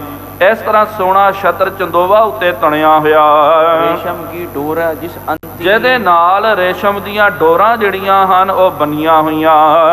चौकी चंदन की तह तरे ਉਹਦੇ ਵਿਚਕਾਰ ਬਹੁਤ ਵੱਡੀ ਚੰਦਨ ਦੀ ਚੌਂਕੀ ਮਹਾਰਾਜ ਜੀ ਦੇ ਵਿਰਾਜਮਾਨ ਹੋਣ ਦੇ ਲਈ ਵਿਛਾਉਣੀ ਕੀਤੀ। सन्मुख निरप के गुर करे ਦੇਸ ਸਨਮੁਖ ਭਾਵ ਕੇ ਉਹਦੇ ਕੋਲ ਲਿਆ ਕਰਕੇ ਮਹਾਰਾਜ ਜੀ ਨੂੰ ਉੱਥੇ ਫਿਰ ਬਿਠਾਉਣ ਦੇ ਲਈ ਰਾਜਾ ਲੈ ਕਰਕੇ ਆਇਆ। ढटी बिद अजमत हेरन ਇਹ ਹਿਰਦੇ ਦੇ ਵਿੱਚ ਇਸ ਤਰ੍ਹਾਂ ਦਾ ਇਹਨਾਂ ਨੇ ਬਾਰੀ ਤਾਂ ਕਰ ਲਿਆ ਗੁਰਮੁਖੋ। ਇਹ ਬਾਰੀ ਤਾਂ ਰਾਜਾ ਲੈ ਕਰਕੇ ਆ ਰਿਹਾ, ਮਹਾਰਾਜ ਜੀ ਵੇਖ ਰਹੇ। ਬਾਰੀ ਤੌਰ ਤੇ ਰਾਜਾ ਕਹਿ ਰਿਹਾ ਕਿ ਮਹਾਰਾਜ ਇਹ ਚੰਦਨ ਦੀ ਚੌਂਕੀ ਤੇ ਵਿਰਾਜਮਾਨ ਹੋ ਜਾਓ। ਗੁਰਮੁਖੋ ਯਾਦ ਰੱਖੋ, ਬੰਦਾ ਆਪਾਂ ਵੀ ਕੀ ਕਰਦੇ ਆ, ਬਾਹਰੀ ਤੌਰ ਤੇ ਕਈ ਵਾਰੀ ਆਪਾਂ ਕਰਮ ਆਦਿਕ ਕਰਦੇ ਆ, ਅੰਦਰ ਖਾਤੇ ਸਾਡੇ ਮਨ ਦੀ ਵਿਚਾਰ ਕੁਛ ਔਰ ਚੱਲਦੀ ਰਹਿੰਦੀ ਹੈ। ਅੰਦਰ ਦੀ ਰੀਲ ਔਰ ਹੁੰਦੀ ਆ, ਬਾਹਰ ਦੇ ਕੰਮ ਔਰ ਹੁੰਦੇ ਹਨ। ਇਹ ਤਾਂ ਮਨ ਦੀ ਬਹੁਤ ਵੱਡੀ ਵਿਡੰਬਣਾ ਹੈ। ਭਾਵ ਕਿ ਇਹ ਤਾਂ ਬਹੁਤ ਦੁਚਿਤਾਈ ਵਾਲੀ ਗੱਲ ਹੈ ਕਿ ਬਾਹਰੀ ਤੌਰ ਤੇ ਕਈ ਵਾਰੀ ਬੰਦੇ ਪੂਜਾ ਕਰਦੇ, ਅੰਦਰ ਖਾਤੇ ਉਹਨਾਂ ਦਾ ਮਨ ਪਤਾ ਨਹੀਂ ਕਿੱਥੇ ਚੱਲ ਜਾਂਦਾ। ਕਈ ਵਾਰੀ ਇਸ ਤਰ੍ਹਾਂ ਵੀ ਹੁੰਦਾ, ਬਾਹਰੀ ਤੌਰ ਤੇ ਕਈ ਗੁਰਮੁਖ ਪਿਆਰੇ ਧੰਦਿਆਂ ਦੇ ਵਿੱਚ ਹੁੰਦੇ, ਲੇਕਿਨ ਉਹਨਾਂ ਦਾ ਮਨ ਜਿਹੜਾ ਗੁਰੂ ਮਹਾਰਾਜ ਜੀ ਦੇ ਚਰਨਾਂ ਦੇ ਨਾਲ ਜੁੜਿਆ ਹੋਇਆ ਹੁੰਦਾ। ਕਹਿਣ ਦਾ ਆਪਾਂ ਫਿਰ ਇਹ ਅਨੁਮਾਨ ਲਾ ਨਹੀਂ ਸਕਦੇ ਹਾਂ। ਗੁਰੂ ਗੋਬਿੰਦ ਸਿੰਘ ਸਾਹਿਬ ਜੀ ਮਹਾਰਾਜ ਜੀ ਨੇ ਕਿਹਾ ਸੀ ਨਾ, ਮਾਲਵੇ ਦੀ ਧਰਤੀ ਤੇ ਵਿਰਾਜਮਾਨ ਸੀ। ਕੁਛ ਮਹਾਰਾਜ ਜੀ ਦੇ ਸੇਵਾਦਾਰ ਤਮਾਸ਼ਾ ਦੇਖਣ ਦੇ ਲਈ ਚੱਲ ਗਏ, ਕੁਛ ਮਹਾਰਾਜ ਜੀ ਦੇ ਪੈਰੇ ਤੇ ਰਹਿ ਗਏ। ਹੁਣ ਜਿਹੜੇ ਪੈਰੇ ਤੇ ਰਹਿ ਗਏ, ਜਦੋਂ ਮਹਾਰਾਜ ਜੀ ਉੱਠ ਖੜੋਤੇ, ਉਹ ਵੇਖ ਕਰਕੇ ਬੜੇ ਪ੍ਰਸੰਨ ਹੋਏ। ਉਹਨਾਂ ਨੂੰ ਲੱਗਿਆ ਕਿ ਮਹਾਰਾਜ ਸਾਡੇ ਉੱਤੇ ਖੁਸ਼ ਹੋਣਗੇ, ਬੜੇ ਪ੍ਰਸੰਨ ਹੋਣਗੇ ਕਿ ਭਾਈ ਇਹ ਪਹਿਰੇ ਦੇ ਉੱਤੇ ਡਟੇ ਹੋਏ ਤੇ ਜਿਹੜੇ ਤਮਾਸ਼ਾ ਦੇਖਣ ਦੇ ਲਈ ਉਹਨਾਂ ਗਏ, ਉਹਨਾਂ ਦੇ ਉੱਤੇ ਕਰੋਪੀ ਹੋਵੇਗੀ। ਮਹਾਰਾਜ ਨੇ ਕਿਹਾ ਕਿ ਭਾਈ ਤੁਸੀਂ ਜਿਹੜੇ ਪਹਿਰੇ ਦੇ ਉੱਤੇ ਵੀ ਹੋ, ਤੁਸੀਂ ਵੀ ਕਾਲ ਦੀਵਾਨ ਦੇ ਵਿੱਚ ਆ ਜਾਓ। ਜਿਹੜੇ ਉੱਥੇ ਤਮਾਸ਼ਾ ਦੇਖਣ ਦੇ ਲਈ ਗਏ, ਤੁਸੀਂ ਵੀ ਇੱਥੇ ਆ ਜਾਓ ਕਰਕੇ ਕਾਲ ਦੀਵਾਨ ਦੇ ਵਿੱਚ। ਜਿਹੜੇ ਪਹਿਰੇ ਤੇ ਸੀ ਉਹ ਤਾਂ ਬਹੁਤ ਪ੍ਰਸੰਨ ਸੀ ਕਿ ਮਹਾਰਾਜ ਜੀ ਨੇ ਖੌਰੇ ਸਾਨੂੰ ਇਨਾਮ ਦੇਣਾ, ਸਿਰੋਂ ਪਾਵ ਦੇਣਾ ਕਿ ਭਾਈ ਤੁਸੀਂ ਵਧੀਆ ਡਿਊਟੀ ਕਰ ਰਹੇ। ਤੇ ਜਿਹੜੇ ਭਾਈ ਇੱਥੇ ਆਪਾਂ ਬੈਠੇ ਆ ਤੇ ਉਹ ਬੰਦੇ ਆ ਜਾਣਗੇ ਤੇ ਆਪਾਂ ਤੁਰੰਤ ਭੱਜ ਕੇ ਤਮਾਸ਼ਾ ਦੇਖ ਕੇ ਆਈਏ। ਤੇ ਦੂਜੇ ਪਾਸੇ ਜਿਹੜੇ ਤਮਾਸ਼ਾ ਦੇਖਣ ਦੇ ਲਈ ਗਏ, ਤਨ ਕਰਕੇ ਤਾਂ ਉਹ ਤਮਾਸ਼ੇ ਦੇ ਵਿੱਚ ਮੌਜੂਦ ਸੀ, ਉਹਨਾਂ ਦਾ ਮਨ ਸਾਡੇ ਚਰਨਾਂ ਦੇ ਨਾਲ ਜੁੜਿਆ ਹੋਇਆ। ਉਹ ਵਿਚਾਰ ਪੈ ਕਰਦੇ ਸੀ, ਮਨ ਵਿੱਚ ਡਰ ਸੀ ਕਿ ਭਾਈ ਅੰਮ੍ਰਿਤ ਵੇਲੇ ਦਾ ਸਮਾਂ ਹੋਣ ਵਾਲਾ ਹੈ। ਭਾਈ ਇੱਥੇ ਮਹਾਰਾਜ ਜੀ ਉੱਠ ਕੇ ਬਾਹਰ ਆ ਗਏ, ਸਾਡੀ ਗੈਰ ਹਾਜ਼ਰੀ ਵੇਖ ਕਰਕੇ ਸਾਨੂੰ ਤਾੜਨਾ ਪ੍ਰਾਪਤ ਹੋਵੇਗੀ। ਉਹਨਾਂ ਦੇ ਮਨ ਵਿੱਚ ਸੀ ਕਿ ਭਾਈ ਦਬਾ ਦਬ ਇਹ ਤਮਾਸ਼ਾ ਖਤਮ ਹੋ ਗਿਆ, ਭੱਜ ਕੇ ਆਪਾਂ ਜਾਵਾਂਗੇ। ਤਨ ਕਰਕੇ ਤਾਂ ਉੱਥੇ ਸੀ, ਮਨ ਜਿਹੜਾ ਉਹਨਾਂ ਦਾ ਸਾਡੇ ਚਰਨਾਂ ਵਿੱਚ। ਤੁਸੀਂ ਤਨ ਕਰਕੇ ਇੱਥੇ ਸੀ, ਲੇਕਿਨ ਤੁਹਾਡਾ ਮਨ ਉਸ ਪਾਸੇ ਲੱਗਿਆ ਹੋਇਆ। ਹਾਜ਼ਰ ਸੋ ਗੈਰ ਹਾਜ਼ਰ, ਗੈਰ ਹਾਜ਼ਰ ਸੋ ਹਾਜ਼ਰ, ਮਹਾਰਾਜ ਜੀ ਨੇ ਕਿਹਾ। ਇੱਥੇ ਵੀ ਰਾਜਾ ਜੈ ਸਿੰਘ ਜਿਹੜਾ ਤਨ ਕਰਕੇ ਤਾਂ ਸਭ ਕਰ ਰਿਹਾ, ਮਨ ਦੇ ਵਿੱਚ ਰੀਲ ਚੱਲ ਰਹੀ ਹੈ ਕਿ ਮਹਾਰਾਜ ਕਰਾਮਾਤ, ਸ਼ਕਤੀ ਦਿਖਾਓ, ਸ਼ਕਤੀ ਦਿਖਾਓ ਕਰਕੇ। ਮੁਕਤੇ ਬੈਠਨ ਹੇਤ ਕਰ ਪ੍ਰੇਰਨ, ਫਿਰ ਉਤੋਂ ਕਹਿ ਵੀ ਰਿਹਾ ਮਹਾਰਾਜ ਜੀ ਇੱਥੇ ਬੈਠ ਜਾਓ, ਲੇਕਿਨ ਮਨ ਵਿੱਚ ਹੈ ਕਿ ਮਹਾਰਾਜ ਹਾਲੇ ਤੱਕ ਸ਼ਕਤੀ ਨਹੀਂ ਦਿਖਾਈ। ਜੋ ਸਾਡੇ ਘਰ ਵਾਲੀ ਨੇ, ਪਟਰਾਣੀ ਨੇ ਜੋ ਪ੍ਰਣ ਕੀਤਾ, ਉਹਨੂੰ ਪੂਰਾ ਕਰਨਾ ਕਰੋ। ਸੁਮਦਮਾ ਪੰਕਜ ਨੈਣੀ, ਤਨ ਸੁਮਦਮਾ, ਤਨ ਜਿਹੜਾ ਮਹਾਰਾਜ ਜੀ ਦਾ ਬਹੁਤ ਜ਼ਿਆਦਾ ਕੋਮਲ ਹੈ। ਕੀਰ ਨਾਸਕਾ ਕੋਕਿਲ ਬੈਣੀ, ਕੀਰ ਨਾਸਕਾ ਭਾਵ ਕਿ ਤੋਤੇ ਦੇ ਵਾਂਗੂ ਜਿਨ੍ਹਾਂ ਦੇ ਨਾਸਕਾਂ ਹਨ, ਤੇ ਬੈਣੀ ਜਿਹੜੀ ਹੈ, ਹੁਣ ਇਹ ਜਿਹੜੀਆਂ ਉਹਦੀਆਂ ਰਾਣੀਆਂ ਰਣਵਾਸ, ਉਹਦਾ ਜ਼ਿਕਰ ਕਵੀ ਰਾਜੀ ਉਹਨਾਂ ਦੀ ਸ਼ੋਭਾ ਕਰ ਰਹੇ ਹਨ। ਕਮਨੀਆ ਸੈਂਕਰੇ ਕਾਮਨ, ਇਸ ਤਰ੍ਹਾਂ ਬਹੁਤ ਸਾਰੀਆਂ ਇਹ ਕਾਮਨ ਜਿਹੜੀਆਂ ਇਸਤਰੀਆਂ, ਬੀਬੀਆਂ ਬਹੁਤ ਸੋਹਣੇ ਸੁਨੱਖੇ ਸੋਹਣੇ ਵਸਤਰਾਂ ਨੂੰ ਧਾਰਨ ਕਰਕੇ ਤਿਆਰ ਪਰ ਤਿਆਰ ਹੋ ਕਰਕੇ ਬੈਠੀ ਦੇਹ ਧਰੇ ਜਨ ਦਾਮਨ। ਇਸ ਤਰ੍ਹਾਂ ਉਹ ਆ ਕਰਕੇ ਜਿੱਥੇ ਮਹਾਰਾਜ ਜੀ ਨੂੰ ਬਿਠਾਇਆ ਗਿਆ ਨਾ ਚੌਂਕੀ ਦੇ ਵਿੱਚ, ਉਸ ਕਮਰੇ ਦੇ ਵਿੱਚ ਇਹਦਾ ਸਾਰਾ ਰਣਵਾਸ, ਬੀਬੀਆਂ ਜਿਹੜੀਆਂ ਇਹਦੀਆਂ ਗੋਲੀਆਂ, ਦਾਸੀਆਂ, ਇਹਦੀਆਂ ਘਰਵਾਲੀਆਂ, ਰਾਣੀਆਂ, ਪਟਰਾਣੀ ਆਦਿ ਸਾਰੇ ਇੱਥੇ ਬੈਠੇ ਹੋਏ।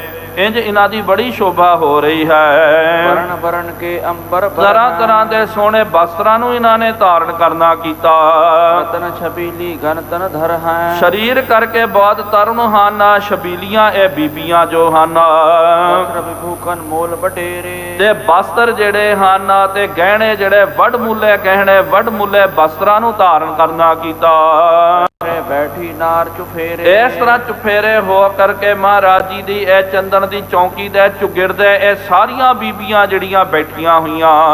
ਮੁਕਤਾ ਲਰੀ ਸੋ ਹੀਰਨ ਜ਼ਰੇ। ਕਈਆਂ ਨੇ ਫਿਰ ਹੀਰੇ ਮੋਤੀਆਂ ਦੀਆਂ ਮਾਲਾਵਾਂ ਜਿਹੜੀਆਂ ਹਨ ਉਹਨੂੰ ਗਲ ਵਿੱਚ ਧਾਰਨ ਕਰਨਾ ਕੀਤਾ। ਜਾਮੀ ਕਰ ਸੁੰਦਰ ਬਹੁ ਘਰੇ। ਜਾਮੀ ਕਰ ਭਾਵ ਕੇ ਸੋਨੇ ਦੇ ਵਿੱਚ ਬਹੁਤ ਸੋਹਣੇ ਇਹ ਹੀਰੇ ਮੋਤੀ ਜੜਤ ਹਨ। ਨਾ ਪਟੰਬਰ ਤੀ ਨਾ ਕੋਈ। ਬਿਨਾਂ ਪਟੰਬਰ ਕਹਿੰਦੇ ਨਾ ਬਹੁਤ ਸੋਹਣੇ ਤੋਂ ਸੋਹਣੇ ਸਾਰੀਆਂ ਗੋਲੀਆਂ ਵੀ ਜਿਹੜੀਆਂ ਹਨ ਤੇ ਉਹਨਾਂ ਨੇ ਵੀ ਸੋਹਣੇ ਵਸਤਰ ਧਾਰਨ ਕਰਨੇ ਕੀਤੇ ਸੀ, ਕਿਉਂਕਿ ਇਹ ਚਾਹੁੰਦੀਆਂ ਸੀ ਕਿ ਮਹਾਰਾਜ ਜੀ ਨੂੰ ਭੁਲੇਖਾ ਦੇਣਾ। ਹੁਣ ਕੱਲ ਵੀ ਗੁਰਮੁਖੋ ਦਾਸ ਨੇ ਬੇਨਤੀ ਕੀਤੀ, ਇੱਕ ਪ੍ਰਮਾਣ ਹੁੰਦਾ ਉਹਨੂੰ ਅਨੁਮਾਨ ਪ੍ਰਮਾਣ ਬੋਲਦੇ ਹਨ। ਸਿਆਣੇ ਉਹ ਵੇਖ ਕਰਕੇ ਅਨੁਮਾਨ ਲਾ ਲੈਂਦੇ, ਉਹਨਾਂ ਨੂੰ ਪੁੱਛਣ ਦੀ ਲੋੜ ਨਹੀਂ ਪੈਂਦੀ ਹੈ। ਹੁਣ ਦੇਖੋ ਕੋਈ ਰਾਜਾ, ਕੋਈ ਤਗੜਾ ਵਿਅਕਤੀ ਜਿਹੜਾ ਹੈ, ਜਦੋਂ ਉਹ ਆਉਂਦਾ ਉਹਦੇ ਅੱਗੇ ਪਿੱਛੇ 10 ਬੰਦੇ ਹੁੰਦੇ ਹਨ। ਬਹੁਤ ਸੋਹਣੀ ਉਹਨੇ ਪੋਸ਼ਾਕ ਪਾਈ ਹੋਈ ਹੋਵੇਗੀ, ਵਧੀਆ ਉਹਦਾ ਟੌਰ ਜਦੋਂ ਹੁੰਦਾ ਨਾ, ਸਿਆਣੇ ਅਨੁਮਾਨ ਲਾ ਲੈਂਦੇ ਕਿ ਭਾਈ ਇਹ ਕੋਈ ਵੱਡਾ ਬੰਦਾ ਹੋਵੇਗਾ। ਉਹਨਾਂ ਨੂੰ ਪੁੱਛਣ ਦੀ ਲੋੜ ਨਹੀਂ ਪੈਂਦੀ ਕਿ ਭਾਈ ਕੌਣ ਹੈ, ਇਹ ਰਾਜਾ ਕੌਣ ਹੈ। ਉਹਨਾਂ ਨੂੰ ਪਤਾ ਲੱਗ ਜਾਂਦਾ ਕਿ ਭਾਈ ਇਹ ਹੀ ਰਾਜਾ ਹੋਵੇਗਾ ਤੇ ਠਾਠ ਬਾਠ ਦੇ ਨਾਲ ਹੀ ਪਤਾ ਲੱਗ ਜਾਂਦਾ। ਇਸ ਤਰ੍ਹਾਂ ਸਾਰੀਆਂ ਬੀਬੀਆਂ ਨੇ ਬਹੁਤ ਸੋਹਣਾ ਠਾਠ ਬਾਠ ਬਣਾਉਣਾ ਕੀਤਾ ਮਹਾਰਾਜ ਜੀ ਨੂੰ ਭੁਲੇਖਾ ਦੇਣ ਦੇ ਲਈ ਕਿ ਮਹਾਰਾਜ ਜੀ ਇਹਦੇ ਵਿੱਚ ਭਰਮਿਤ ਹੋ ਜਾਣ ਕਿ ਅਸਲੀ ਰਾਣੀ ਕਿਹੜੀ ਹੈ ਤੇ ਨਕਲੀ ਰਾਣੀ ਕਿਹੜੀ ਹੈ। ਇੱਥੇ ਸਾਰੀਆਂ ਬੀਬੀਆਂ ਬੈਠੀਆਂ ਹੋਈਆਂ, ਸਾਰਿਆਂ ਦੇ ਵਿੱਚ ਸਿਰਫ ਇੱਕੋ ਬੀਬੀ ਉਹਦੀ ਪਟਰਾਣੀ ਨੇ ਸੰਕਲਪ ਲਿਆ ਸੀ ਕਿ ਜੇ ਮਹਾਰਾਜ ਜੀ ਅੰਤਰਜਾਮੀ ਹਨ ਤੇ ਮੇਰੇ ਕੋਲ ਆ ਕਰਕੇ ਮੇਰੀ ਪਰਖ ਕਰਦੇ ਮੇਰੀ ਗੋਦ ਦੇ ਵਿੱਚ ਬੈਠ ਜਾਣ। ਹੁਣ ਮਹਾਰਾਜ ਜੀ ਨੂੰ ਭੁਲੇਖਾ ਦੇਣ ਦੇ ਲਈ ਇਹ ਸਾਰੀਆਂ ਬੀਬੀਆਂ ਬੈਠੀਆਂ ਹੋਈਆਂ। ਬਿਨਾ ਜਰਾਉ ਨਾ ਭੂਖਨ ਹੋਈ। ਤੇ ਬਿਨਾ ਜਰਾਉ ਨਾ ਭੂਖਨ ਹੋਈ। ਸੋਹਣੇ ਜਿਹੜੇ ਗਹਿਣੇ ਧਾਰਨ ਕਰਨੇ ਕੀਤੇ ਉਹਦੇ ਵਿੱਚ ਹੀਰੇ ਮੋਤੀ ਜੜਤ ਹਨ। ਵਸਤਰ ਵਿਭੂਖਨ ਵਿਖੇ ਸਮਾਨ। ਇਸ ਤਰ੍ਹਾਂ ਵਸਤਰਾਂ ਦੇ ਨਾਲ, ਗਹਿਣੇ ਗੱਟਿਆਂ ਦੇ ਨਾਲ ਸਾਰੇ ਸਮਾਨ ਪਤਾ ਨਹੀਂ ਲਾਇਆ ਜਾ ਸਕਦਾ ਕਿ ਇੱਥੇ ਰਾਣੀ ਕੌਣ ਹੈ ਤੇ ਨੌਕਰਾਣੀ ਕਿਹੜੀ ਹੈ। ਬੈਠਿਓ ਰਣਵਾਸ ਮਹਾਨ। ਇਸ ਤਰ੍ਹਾਂ ਰਾਜੇ ਦਾ ਸਾਰਾ ਰਣਵਾਸ, ਸਾਰੇ ਬੀਬੀਆਂ ਦਾ ਟੋਲਾ ਜਿਹੜਾ ਉੱਥੇ ਬੈਠਿਆ ਹੋਇਆ। ਸ਼ਿਰੋਮਣ ਸੁਟ ਪਟਰਾਨੀ। ਸਾਰੀਆਂ ਦੇ ਇਹਨਾਂ ਬੀਬੀਆਂ ਦੇ ਵਿੱਚ ਜਿਹੜੀ ਪਟਰਾਣੀ ਹੈ, ਮਲਿਨ ਬੇਸ ਕਰ ਇੱਛਾ। ਉਹਨੇ ਕੀ ਕਰਨਾ ਕੀਤਾ, ਜਿਹੜੀਆਂ ਗੋਲੀਆਂ, ਜਿਹੜੀਆਂ ਕੁਛ ਕੁ ਗੋਲੀਆਂ ਨੌਕਰਾਣੀਆਂ ਜਿਹਨੂੰ ਆਪਾਂ ਕਹਿੰਦੇ ਆ, ਉਹਨਾਂ ਨੇ ਨੌਕਰਾਣੀ ਦਾ ਭੇਸ ਧਾਰਨ ਕਰਕੇ ਅੱਗੇ ਅੱਗੇ ਤਾਂ ਇਹ ਨੌਕਰਾਣੀਆਂ ਜਿਹੜੀਆਂ ਹਨ ਕੰਮ ਕਰਦੀਆਂ, ਕੰਮ ਕਰਨ ਵਾਲੀਆਂ ਬੀਬੀਆਂ ਤੱਕ ਉਹ ਬੈਠ ਗਈਆਂ। ਮਹਾਰਾਜ ਨੂੰ ਭੁਲੇਖਾ ਦੇਣ ਦੇ ਲਈ ਅਸਲੀ ਜਿਹੜੀ ਪਟਰਾਨੀ ਹੈ ਉਹਨੇ ਸਾਦੇ ਸੀਧੇ ਮਲੀਨ ਬਸਤਰ, ਨੌਕਰਾਣੀਆਂ ਵਾਲੇ ਬਸਤਰ ਪਾ ਕਰਕੇ ਜਿੱਥੇ ਨੌਕਰਾਣੀਆਂ ਬੈਠੀਆਂ ਹੋਈਆਂ ਹੁੰਦੀਆਂ ਉੱਥੇ ਜਾ ਕਰਕੇ ਉਹਨਾਂ ਦੇ ਵਿਚਕਾਰ ਬੈਠ ਗਈ। ਸਰਬ ਗਿਆਤ ਉਰਜੇ ਗੁਰ ਸੁਆਮੀ। ਉਹਨੇ ਮਨ ਵਿੱਚ ਸੰਕਲਪ ਲਿਆ ਕਿ हे ਮਹਾਰਾਜ, ਜੇ ਆਪ ਜੀ ਸਰਵਗਿਆ ਹੋ, ਅੰਤਰਜਾਮੀ ਹੋ ਤਾਂ ਕੱਟ ਕੱਟ ਕੇ ਅੰਤਰਜਾਮੀ। ਸੁਣਿਆ ਆਪ ਜੀ ਘਟ ਘਟ ਕੇ ਅੰਤਰਜਾਮੀ ਹੋ ਤਾਂ ਉਛੰਗ ਮਮ ਬੈਠ ਹੈ। ਤਾਂ ਮਹਾਰਾਜ ਮੇਰੀ ਪਰਖ ਕਰਕੇ ਮੈਂ ਪਟਰਾਣੀ ਆ ਤੇ ਮੇਰੇ ਕੋਲ ਆ ਕਰਕੇ ਮੇਰੀ ਗੋਦ ਦੇ ਵਿੱਚ ਬੈਠਣਾ ਕਰੋ। ਅਜ਼ਮਤ ਮੈਂ ਪਰਹੋਂ ਪਾਈ। ਇਹ ਅਜ਼ਮਤ ਵੇਖ ਕਰਕੇ ਮੇਰੇ ਮਨ ਦੇ ਵਿੱਚ ਵਿਸ਼ਵਾਸ ਵੱਧ ਜਾਵੇਗਾ ਕਿ ਸਿਰਫ ਉਮਰ ਛੋਟੀ ਆ ਲੇਕਿਨ ਜੋਤ ਉਹੀ ਗੁਰੂ ਨਾਨਕ ਦੇਵ ਜੀ ਮਹਾਰਾਜ ਜੀ ਦੀ ਵਿਰਾਜਮਾਨ ਹੈ। ਮਨੋਰਥ ਅਸਮਨ ਲੋਨੇ। ਉਹਨੇ ਉਸ ਬੀਬੀ ਨੇ, ਪਟਰਾਣੀ ਨੇ ਆਪਣੇ ਮਨ ਦੇ ਵਿੱਚ ਇਹ ਸੰਕਲਪ ਧਾਰਨਾ ਕੀਤਾ, ਆਸਨ ਬੈਠੀ ਵਿੱਚ ਕੋਨੇ। ਉਹ ਬਗੈਰ ਆਸਨ ਤੇ, ਭਾਵ ਕਿ ਜੇ ਆਸਨ ਤੇ ਬਹਿੰਦੀ ਤਾਂ ਪਤਾ ਲੱਗ ਜਾਣਾ ਸੀ। ਮਲੀਨ ਵਸਤਰ ਪਾ ਕਰਕੇ ਜਿੱਥੇ ਨੌਕਰਾਣੀਆਂ ਬਹਿੰਦੀਆਂ ਉੱਥੇ ਜਾ ਕਰਕੇ ਬੈਠ ਗਈ। ਗੁਰ ਖੇਲਨ ਹੇਤ ਖਿਲੌਣੇ। ਹੁਣ ਸਤਿਗੁਰੂ ਮਹਾਰਾਜ ਜੀ ਦੇ ਖੇਡਣ ਦੇ ਲਈ ਉੱਥੇ ਖਿਡੌਣੇ ਵੀ ਰੱਖੇ ਹੋਏ ਹਨ। ਕਰਵਾਏ ਰਖੇ ਡਿਗ ਤੌਨੇ। ਆਸ ਕਰਵਾਏ ਦਾ ਮਤਲਬ ਕਿ ਨਕਲੀ ਘੋੜੇ ਜਿਹੜੇ ਹਨ ਤੇ ਰੂੰ ਦੇ ਕੱਪੜੇ ਦੇ ਘੋੜੇ ਆਦਿਕ ਉਹ ਬਣਾ ਕਰਕੇ ਰੱਖੇ ਹਨ। ਚਾਮੀ ਕਰਕੇ ਪੰਚ ਬਣਾਏ। ਚਾਮੀ ਕਰ ਕਹਿੰਦੇ ਸੋਨੇ ਦੇ 5 ਘੋੜੇ ਬਣਾ ਕਰਕੇ ਰੱਖੇ ਗਏ। ਹੀਰਨ ਮੁਕਤਾ ਬ੍ਰਿੰਦ ਜਰਾਏ। ਉਹਦੇ ਵਿੱਚ ਤਰ੍ਹਾਂ ਤਰ੍ਹਾਂ ਦੇ ਹੀਰੇ ਮੋਤੀ ਆਦਿਕ ਜੜਤ ਹਨ। ਪੰਚ ਰਜਤ ਤੇ ਸੁੰਦਰ ਘਨੇ। ਨਾਲ 5 ਜਿਹੜੇ ਰਜਤ ਪਣ ਦੇ ਭਾਵ ਕੇ ਚਾਂਦੀ ਦੇ ਘੋੜੇ ਕਢਾਏ ਹੋਏ। ਜਨ ਕੂਦਤ ਅਸਵਾਰ ਨ ਤਰੇ। ਇੰਜ ਲੱਗ ਰਿਹਾ ਕਿ ਘੋੜੇ ਪਾਏ ਇਹ ਤਾਂ ਬਣੇ ਨਹੀਂ, ਇਹ ਤਾਂ ਅਸਲੀ ਘੋੜੇ ਹਨ। ਮ੍ਰਿਤਕਾ ਕੇ ਕਰਵਾਏ। ਇੰਜ 5 ਜਿਹੜੇ ਹਨ ਮ੍ਰਿਤਕਾ ਦਾ ਮਤਲਬ ਕਿ ਮਿੱਟੀ ਦੇ ਘੋੜਿਆਂ ਨੂੰ ਬਣਾ ਕਰਕੇ ਬਾਂਤਿਨ ਕੇ ਰੰਗ ਉਹਦੇ ਵਿੱਚ ਕਈ ਤਰ੍ਹਾਂ ਦੇ ਰੰਗ ਆਦਿਕ ਲਾਉਣੇ ਕੀਤੇ। ਵਸਰਨ ਸਾਧ ਅਛਾ ਦਨ ਕਰੇ। ਇਹ ਸਾਰੇ ਜਿਹੜੇ ਹਨ ਖਿਲੌਣੇ ਸੋਨੇ ਦੇ ਘੋੜੇ, ਚਾਂਦੀ ਦੇ, ਮਿੱਟੀ ਦੇ ਘੋੜੇ ਇਹ ਤਿਆਰ ਕਰਕੇ ਉਹਦੇ ਉੱਤੇ ਵਸਤਰ ਜਿਹੜਾ ਉਹ ਢੱਕ ਦਿੱਤਾ ਗਿਆ। ਦੇ ਹੌ ਇੱਕ ਜਿਨ ਧਰੇ। ਤੇ ਹੁਣ ਇਹਨੇ ਇਹ ਸੰਕਲਪ ਲਿਆ ਸੀ ਕਿ ਜੇ ਮਹਾਰਾਜ ਜੇ ਮੇਰੀ ਪਰਖ ਕਰ ਲੈਣਗੇ ਤੇ ਇਹ ਭੇਟਾਵਾਂ ਜੋ ਹੈ ਆਪਾਂ ਸਤਿਕਾਰ ਦੇ ਨਾਲ ਮਹਾਰਾਜ ਜੀ ਦੇ ਚਰਨਾਂ ਵਿੱਚ 5 ਸੋਨੇ ਦੇ ਘੋੜੇ, 5 ਚਾਂਦੀ ਦੇ ਘੋੜੇ ਆਪਾਂ ਅਰਪਣ ਕਰਨਾ। ਸਤਿਗੁਰ ਜਬ ਕੀਨ ਪ੍ਰਵੇਸ਼ੂ। ਹੁਣ ਦੂਜੇ ਪਾਸੇ ਇਸ ਤਰ੍ਹਾਂ ਇਹਨਾਂ ਨੇ ਆ ਸਾਰਾ ਅਡੰਬਰ ਰਚ ਕਰਕੇ ਮਹਾਰਾਜ ਜੀ ਨੂੰ ਭੁਲੇਖਾ ਪਾਉਣ ਦੇ ਲਈ ਇਹ ਸਾਰਾ ਸਵਾਂਗ ਰਚ ਕਰਕੇ ਬੀਬੀਆਂ ਨੇ ਬੈਠਣਾ ਕੀਤਾ। ਹੁਣ ਉਹਨਾਂ ਦੇ ਵਿਚਕਾਰ ਜਦੋਂ ਸਤਿਗੁਰੂ ਸੱਚੇ ਪਾਤਸ਼ਾਹ ਜੀ ਮਹਾਰਾਜ ਆਏ, ਸਨਮੁਖ ਬਿਲੋਚਨ ਕਰੇ ਅਸ਼ੇਸ਼ੂ। ਸਤਿਗੁਰੂ ਮਹਾਰਾਜ ਜੀ ਨੇ ਆਪਣੇ ਸਨਮੁਖ ਇਹ ਬੀਬੀਆਂ ਦਾ ਜੱਥਾ ਟੋਲਾ ਜਦੋਂ ਵੇਖਿਆ ਕਿ ਸਾਰੇ ਬੈਠੇ ਹੋਏ ਹਨ। ਦੀ ਵਰਜਨ ਸੁੰਦਰ ਬਣੀ। ਇਹ ਬਹੁਤ ਬੀਬੀਆਂ ਜਿਹੜੀਆਂ ਨਾ ਤਰ੍ਹਾਂ ਤਰ੍ਹਾਂ ਦੀਆਂ ਇਹਨਾਂ ਨੇ ਸੁੰਦਰ ਬਸਤਰ ਗਹਿਣੇ ਗੱਟੇ ਪਾ ਕਰਕੇ ਉੱਥੇ ਸੁਸੱਜਿਤ ਹਨ। ਮਾਨੋ ਇੰਜ ਲੱਗ ਰਿਹਾ ਕਿ ਕਵਲ ਫੁੱਲ ਦੀ ਬਗੀਚੀ ਦੇ ਵਿੱਚ ਤਾਂ ਨਹੀਂ ਆ ਗਏ ਆਪਾਂ, ਜਿਹਦੇ ਵਿੱਚ ਰੰਗ ਬਿਰੰਗੀ ਤਰ੍ਹਾਂ ਤਰ੍ਹਾਂ ਦੇ ਕਮਲ ਫੁੱਲ ਜਿਹੜੇ ਖਿੜੇ ਹੋਏ ਹਨ। ਹਰਕ ਬਿਲੋਕੇ ਬਿਕਸੀ ਘਨੀ। ਜਿਹਨੂੰ ਵੇਖ ਕਰਕੇ ਨਾ ਹਰ ਕੋਈ ਬੰਦਾ ਜਿਹੜਾ ਹੈ ਖੁਸ਼ ਹੋ ਜਾਂਦਾ ਹੈ। ਤੇ ਹੁਣ ਜਦੋਂ ਸਤਿਗੁਰੂ ਮਹਾਰਾਜ ਜੀ ਅੰਦਰ ਕਮਰੇ ਦੇ ਵਿੱਚ ਆਏ, ਇਹਨਾਂ ਦੇ ਵਿੱਚੋਂ ਸਾਰੀਆਂ ਬੀਬੀਆਂ ਜਿਹੜੀਆਂ ਮਹਾਰਾਜ ਜੀ ਨੂੰ ਭੁਲੇਖਾ ਦੇਣ ਦੇ ਲਈ ਸਾਰੇ ਪ੍ਰਸੰਨ ਹੋ ਗਏ। ਜਿਸ ਤਰ੍ਹਾਂ ਸੂਰਜ ਨੂੰ ਵੇਖ ਕਰਕੇ ਕਮਲ ਦਾ ਫੁੱਲ ਪ੍ਰਸੰਨ ਹੋ ਜਾਂਦਾ। ਇੱਕ ਵਾਰ ਸਭਿਨ ਕਰ ਜੋਰੇ। ਇੱਕ ਵਾਰ ਸਾਰੇ ਖੜ ਗਏ, ਇਹ ਬੀਬੀਆਂ ਖੜ ਕੇ ਹੱਥ ਜੋੜ ਕਰਕੇ ਕਰੀ ਬੰਦਨਾ ਸਤਿਗੁਰ ਓਏ। ਸਤਿਗੁਰੂ ਮਹਾਰਾਜ ਜੀ ਦੇ ਔਰ ਮਹਾਰਾਜ ਜੀ ਦੇ ਅੱਗੇ ਇਹਨਾਂ ਬੀਬੀਆਂ ਨੇ ਮੱਥਾ ਟੇਕਣਾ ਕੀਤਾ। ਆਇਸ ਤੇ ਬਾਲ ਕੁਲੀਨ। ਉਸ ਵੇਲੇ ਰਾਜੇ ਦੀ ਆਗਿਆ ਲੈ ਕਰਕੇ ਇਹ ਕੁਲੀਨ ਇਸਤਰੀਆਂ ਨਿਜ ਨਿਜ ਥਲ ਥਿਤ ਰਹੀ ਉਠੀ। ਇਹਨਾਂ ਸਾਰਿਆਂ ਨੇ ਘੁੰਡ ਕੱਢਿਆ ਹੋਇਆ ਹੈ, ਭਾਵ ਕਿ ਘੂੰਗੜ ਪਾਇਆ ਹੋਇਆ ਹੈ। ਜਿਸ ਤਰ੍ਹਾਂ ਰਾਜਸਥਾਨ ਦੇ ਵਿੱਚ ਅੱਜ ਵੀ ਘੁੰਡ ਦੀ ਪ੍ਰਥਾ ਹੁੰਦੀ ਹੈ, ਵੱਡਾ ਸਾਰਾ ਘੁੰਡ ਕੀਤਾ ਗਿਆ। ਮਹਾਰਾਜ ਜੀ ਦੇ ਚਰਨਾਂ ਵਿੱਚ ਮੱਥਾ ਟੇਕ ਕਰਕੇ ਫਿਰ ਖੁੱਲੇ ਖੋ ਕਰਕੇ ਫਿਰ ਇੱਕ ਕਤਾਰ ਦੇ ਵਿੱਚ ਲਾਈਨ ਦੇ ਵਿੱਚ ਸਾਰੀਆਂ ਬੀਬੀਆਂ ਬੈਠ ਗਈਆਂ। ਹੋਏ ਹਿਰਦ ਗੁਰ ਸੂਰਤ। ਬਾਹਰ ਨਿਮਰਤਾ ਦੇ ਵਿੱਚ ਆ ਕਰਕੇ ਮਹਾਰਾਜ ਜੀ ਦੇ ਜਾਹੋ ਜਲਾਲ ਦੇ ਦਰਸ਼ਨ ਕਰ ਰਹੇ ਹਨ। ਮ੍ਰਿਦੁਲ ਮਨੋਹਰ ਮੂਰਤ। ਕੀ ਤੱਕਦੇ ਕਿ ਸੁੰਦਰ ਮ੍ਰਿਦੁਲ ਮਨੋਹਰ ਮੂਰਤ। ਮਹਾਰਾਜ ਜੀ ਦੀ ਮੂਰਤ ਬੜੀ ਸੁੰਦਰ, ਬੜੀ ਕੋਮਲ, ਮਨ ਨੂੰ ਹਰਨ ਵਾਲੀ ਮੂਰਤ ਹੈ। ਅਬਲਾ ਸਰਧਰ ਮੌਨ। ਸਾਰੀਆਂ ਅਬਲਾਵਾਂ ਬੀਬੀਆਂ ਨੇ ਮੌਨ ਧਾਰਨ ਕਰਕੇ ਬੈਠਣਾ ਕੀਤਾ। ਪੂਰਨ ਭਰਿਓ ਭਵਨ ਚੌਕੌਨ। ਤੇ ਉਹ ਭਵਨ ਜਿਹੜਾ, ਉਹ ਕਮਰਾ ਜਿਹੜਾ ਨਾ ਚੌਕੌਨ, ਉਸ ਕਮਰੇ ਦੇ ਵਿੱਚ ਚੌਪਾਸੀ ਇਹ ਬੀਬੀਆਂ ਨੇ ਆ ਕਰਕੇ ਬੈਠਣਾ ਕੀਤਾ। ਸਾਰੀਆਂ ਬੀਬੀਆਂ ਜਿਹੜੀਆਂ ਉਹਦੇ ਵਿੱਚ ਸੱਜ ਗਈਆਂ। ਇਸਤਰੀ ਮਹਿ ਗੁਰ ਪ੍ਰਵੇਸ਼ ਜਾਈ। ਹੁਣ ਦੇਖੋ ਮਨ ਦੇ ਵਿੱਚ ਸੰਕਲਪ ਲਿਆ ਸੀ ਨਾ ਰਾਣੀ ਨੇ ਕਿ ਜੇ ਅੰਤਰਜਾਮੀ ਹਨ ਤੇ ਮੇਰੀ ਪਰਖ ਕਰਨਗੇ, ਕਹਿਣਗੇ ਜੀ ਤੂੰ ਅਸਲੀ ਪਟਰਾਣੀ ਹੈ, ਫਿਰ ਕਹਿ ਕਰਕੇ ਮੇਰੀ ਗੋਦ ਦੇ ਵਿੱਚ ਬੈਠ ਜਾਣਗੇ ਤੇ ਫਿਰ ਤਾਂ ਮੈਂ ਮੰਨਾਂਗੀ ਕਿ ਜੀ ਇਹ ਅੰਤਰਜਾਮੀ ਹਨ, ਪੂਰੇ ਸਤਿਗੁਰੂ ਹਨ। ਹੁਣ ਇਹਨਾਂ ਨੇ ਕੁਛ ਨਹੀਂ ਕਿਹਾ ਗੁਰਮੁਖੋ, ਇਹ ਨਹੀਂ ਬੇਨਤੀ ਕੀਤੀ ਮਹਾਰਾਜ ਕਿ ਇਹਦੇ ਵਿੱਚ ਅਸਲੀ ਰਾਣੀ ਕਿਹੜੀ ਹੈ, ਉਹਦੀ ਤੁਸੀਂ ਪਰਖ ਕਰਨਾ ਕਰੋ, ਕੁਛ ਨਹੀਂ ਬੋਲਿਆ। ਸਾਰੇ ਚੁੱਪ ਗੜੁੱਪ ਹਨ। ਇੰਜ ਇਹਨਾਂ ਨੇ ਸਵਾਂਗ ਰਚਿਆ ਕਿ ਮਹਾਰਾਜ ਜੀ ਦੇ ਦਰਸ਼ਨ ਕਰਨ ਦੇ ਲਈ ਸਾਰੀਆਂ ਬੀਬੀਆਂ ਆਈਆਂ। ਲੇਕਿਨ ਅੰਤਰਜਾਮਤਾ ਦੇ ਨਾਲ ਪਾਤਸ਼ਾਹ ਜੀ ਨੇ ਤੱਕ ਲਿਆ, ਵੇਖ ਲਿਆ ਕਿ ਕੀ ਕਰਾਉਣਾ ਚਾਹੁੰਦੇ ਹਨ। ਤਾਂ ਕਰਕੇ ਸਤਿਗੁਰੂ ਮਹਾਰਾਜ ਜਿੱਥੇ ਬੀਬੀਆਂ ਬੈਠੀਆਂ ਨਾ ਉਹਨਾਂ ਦੇ ਪਾਸੇ ਸਤਿਗੁਰੂ ਜੀ ਚੱਲ ਗਏ। ਛੜੀ ਨਿਜ ਹੱਥ ਉਠਾਈ, ਮਹਾਰਾਜ ਜੀ ਦੇ ਹੱਥ ਦੇ ਵਿੱਚ ਫੁੱਲਾਂ ਦੀ ਜਿਹੜੀ ਛੜੀ ਹੈ ਉਹਨੂੰ ਧਾਰਨ ਕਰਨਾ ਕੀਤਾ।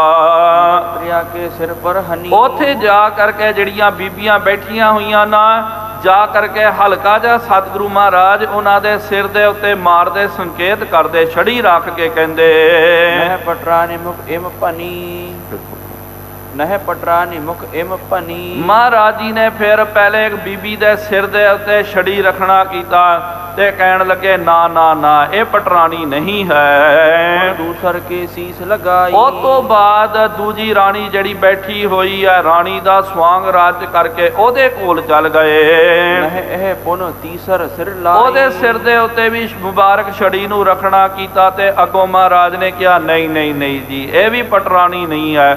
ਇਹ ਕਰ ਕਰਕੇ ਫਿਰ ਤੀਜੀ ਜਿਹੜੀ ਅਬਲਾ ਇਸਤਰੀ ਹੈ ਉਹਦੇ ਕੋਲ ਚੱਲ ਗਏ। ਰੀਤ ਸਭ ਕੇ ਸਿਰ ਮਾਰਾ। ਹੁਣ ਇਸ ਤਰ੍ਹਾਂ ਹੀ ਕਰਦੇ ਕਰਦੇ ਸਾਰੀਆਂ ਬੀਬੀਆਂ ਬੈਠੀਆਂ ਹੋਈਆਂ ਨਾ, ਉਹਨਾਂ ਦੇ ਸਿਰ ਦੇ ਉੱਤੇ ਹਲਕਾ ਹਲਕਾ ਮਾਰਦੇ, ਭਾਵ ਕੇ ਮਹਾਰਾਜ ਜੀ ਪ੍ਰੇਮ ਨਾਲ ਤਾੜਨਾ ਵੀ ਦੇ ਰਹੇ ਕਿ ਭਾਈ ਤੁਸੀਂ ਸਾਡੀ ਪਰਖ ਕਰਨਾ ਚਾਹੁੰਦੇ ਨਾ, ਤੇ ਹਲਕਾ ਜਿਹਾ ਸੰਕੇਤ ਕਰਕੇ ਕਹਿੰਦੇ ਨਹੀਂ ਤੂੰ ਵੀ ਪਟਰਾਣੀ ਨਹੀਂ, ਤੂੰ ਵੀ ਪਟਰਾਣੀ ਨਹੀਂ।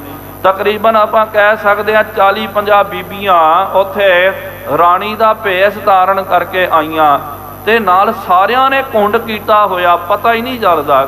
ਕਿਉਂਕਿ ਜੇ ਕਿਨੇ ਕੋਈ ਘੁੰਡ ਕਰ ਦਿੱਤਾ ਹੋਵੇ, ਪੂਰਾ ਸਿਰ ਢੱਕ ਲਿਆ ਹੋਵੇ, ਕਈ ਵਾਰੀ ਆਪਣਿਆਂ ਨੂੰ ਵੀ ਪਤਾ ਨਹੀਂ ਲੱਗਦਾ ਕਿ ਮਾਂ ਹੈ ਕਿ ਭੈਣ ਹੈ ਕਰਕੇ ਘੁੰਡ ਜੋ ਕੱਢ ਦਿੱਤਾ ਜਾਂਦਾ। ਹੁਣ ਰਾਜੇ ਨੂੰ ਵੀ ਪਤਾ ਨਾ ਲੱਗੇ ਕਿ ਇਹਦੇ ਵਿੱਚ ਕੌਣ ਕਿੱਥੇ ਬੈਠੀ ਹੋਈ ਹੈ, ਮਹਾਰਾਜ ਨੂੰ ਕਿੱਥੇ ਪਤਾ ਲੱਗੇਗਾ।